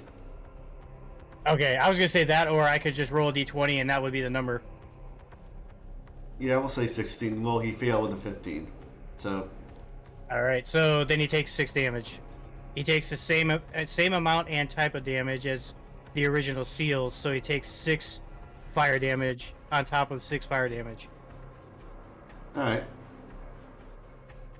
And then Phalar, don't forget you got the 6 temporary hit points. Yep, I teched him already. All right. And that's all that for the seals. All right. All right, Otto, that was your action. Anything else you want to do? Otto is gonna stand back again.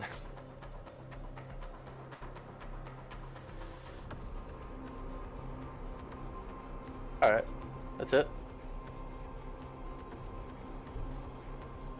Alright. I'm guessing this middle one's marked red because it's heavy damaged. Yep, it's considered bloody. As bloody as a undead can be. Yeah, I was gonna ask, because if the one that was marked with the red base, isn't that the one that he did all of his sneak attack damage on? No. That was this one. I bulk damaged this one. Okay. This one I stabbed and then it got caught in the fireball, so it got really heavy damaged over time, the same way that okay. Phalar has. Yeah, it was the fireball. You know, so little bits of damage here and there. I've slowly been wearing that one in particular down. The fireball is what did most of the damage. Yeah. Then I think didn't that one fail? Yep. Basically, Alright, this one and so- this one succeeded, the rest failed.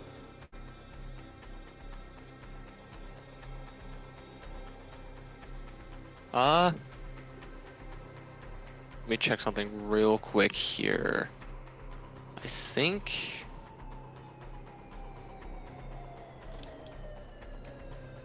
This is...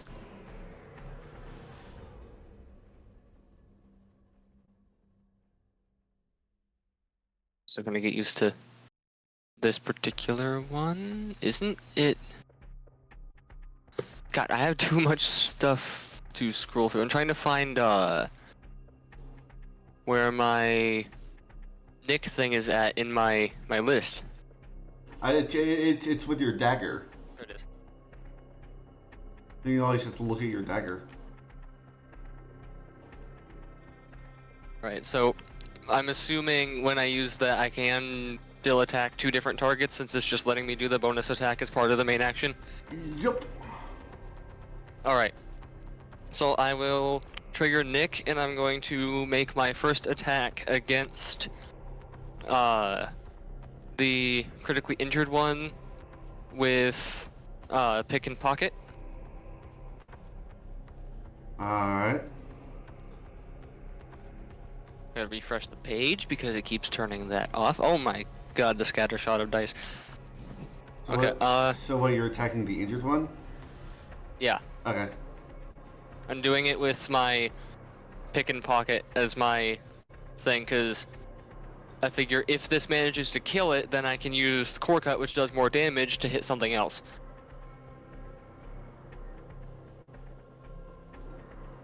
That's a 13. That misses. What is with my rolls right now? Alright, so then core cut is going in then, because I figured, you know. Let's throw that. That's 22. Yep, that hits. So that will be that. There's no sneak attack there, so this is just going to be the raw damage of the dagger plus that's 6 piercing, and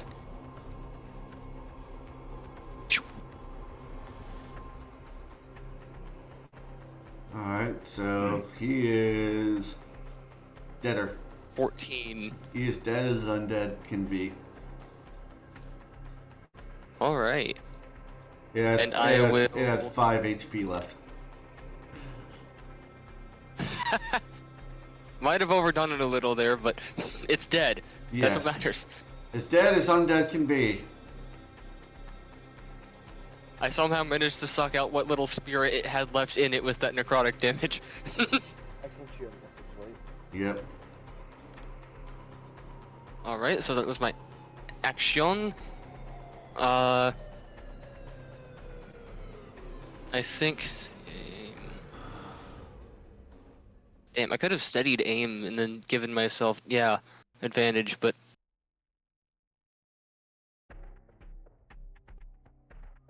It's already happened. My evil eye is still on him.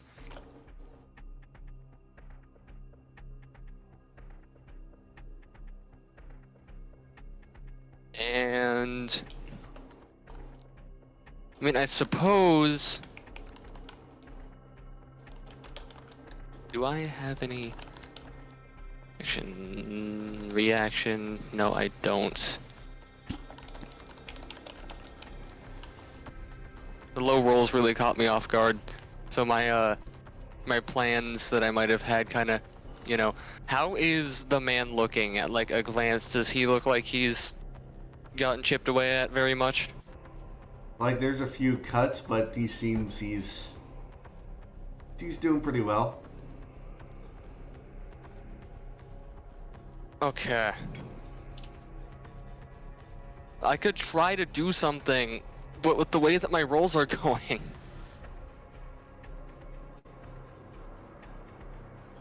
I don't know if it'll be worth it.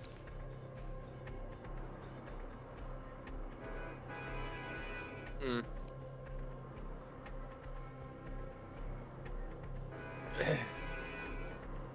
Yeah, I'm not gonna take that chance, however.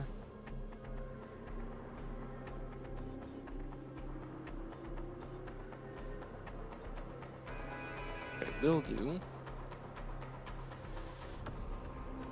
Yeah, I don't got a lot I can do at the current moment with my.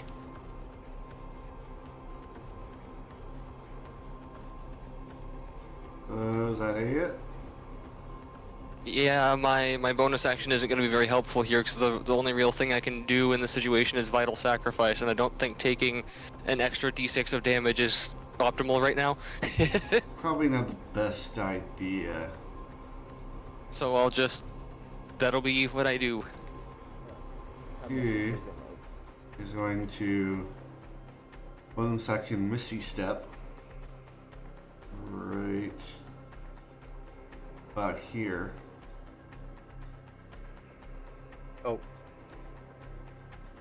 And he reaches. He still holding the crossbow under one arm. He kind of reaches up, kind of like palms the front of the mask, and pulls it down.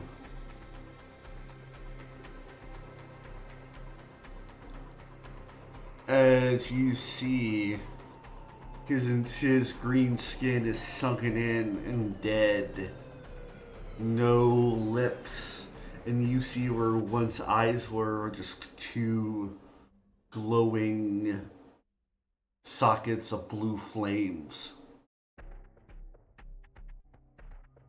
He kind of looks over his shoulder at you, Antonia, and says, "You should talk to your mother. She can explain everything." And he shouts up the hall, "Klaus, I have to go. Deal with this." And he's going to cast teleport and teleport out. And that's where we're gonna end the session.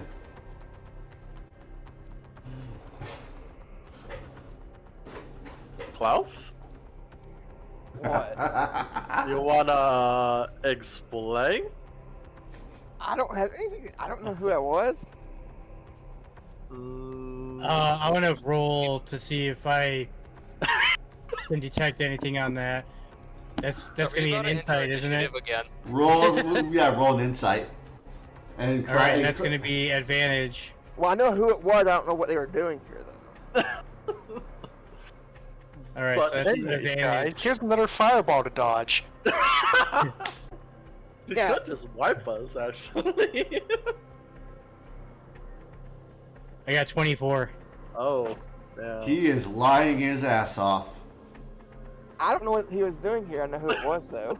And you can tell by that tone, he definitely he's telling the truth. He knows who it is. And yeah, when he left, all these guys went bye-bye. Because when he left, he dropped concentration.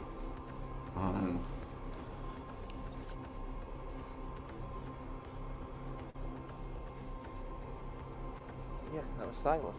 I don't know what he was doing here, though. Yeah, but Silas said you take care of this, so you gotta explain. I think I'm right taken care as... of.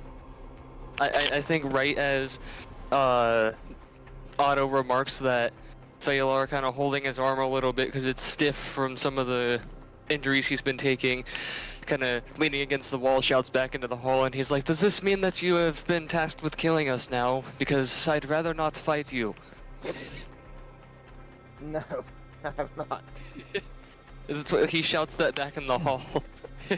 I think I would say, Feeler. So- I think the last thing I will end the session with is, Feeler, as you saw his face, you've heard rumors about this transformation. And what you saw looks like. Oh, right. Looks like. I'd probably have like war flashback shit happen. His appearance reminds you a lot of Vecna. You only kind of, So- because he looks so similar, you only think of he must have turned into a lich. So yeah, they'd probably, you know, as Phalar's shouting that and everything, anyone that can see him, he's not trying to hide it whatsoever. He's probably just got like the 1,000-yard stare going on, staring into wherever Silas disappeared from. I do have Like- something I want to do before we end. Alright. So, upon rolling that 24 and all this is going down, she's already enraged. My thing I want to do is I'm going to come through the doorway. I'm going to say, Father was right about you, and I would like to charge at him. And as I run into him, not so much grabbing him, but as I run into him, Klaus, take him with me to Mother.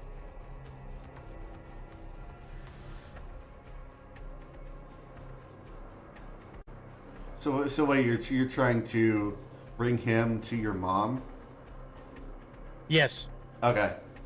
As I see her charging, I do toward me- have flight, so As I see her I don't know if that charging- changes anything.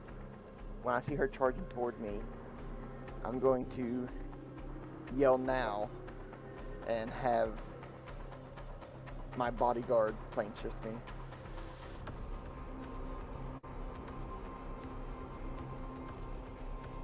As you, since she's doing this at the same time, both of you roll initiative. This will determine what will happen next session. Mm. To see who's We gotta quicker in think this about- in this moment. 13. Wait, how'd you get advantage? 'Cause I have the hand and eye, so I have advantage on initiative. This would have been a this wouldn't be an advantage though. Well, no, it's automatically gives me. advantage. Okay. It just gives me a +2 to initiative. I can't get rid of it. Well, no, it lets you roll 2d20. So that's why I was confused. So would there be a reroll, or what do we do there? Yeah. Yeah, if it does automatically, just roll d20 and add 2, and that's what we'll do. We'll use. Roll 1d20 +2. I ended up with a 13. Why is it? I did roll 1d20 +2. Bottom left-hand corner, Yeah, it'd be a custom Oh. a roll. little dice rolling. Okay. 1d20. Just right-click initiative in the beyond. So 8. Okay. I had a 13. So it's like right as you shout this, the rest of you watch as flames erupt around Klaus and Andonia, and they are both gone. And that's where we'll end it.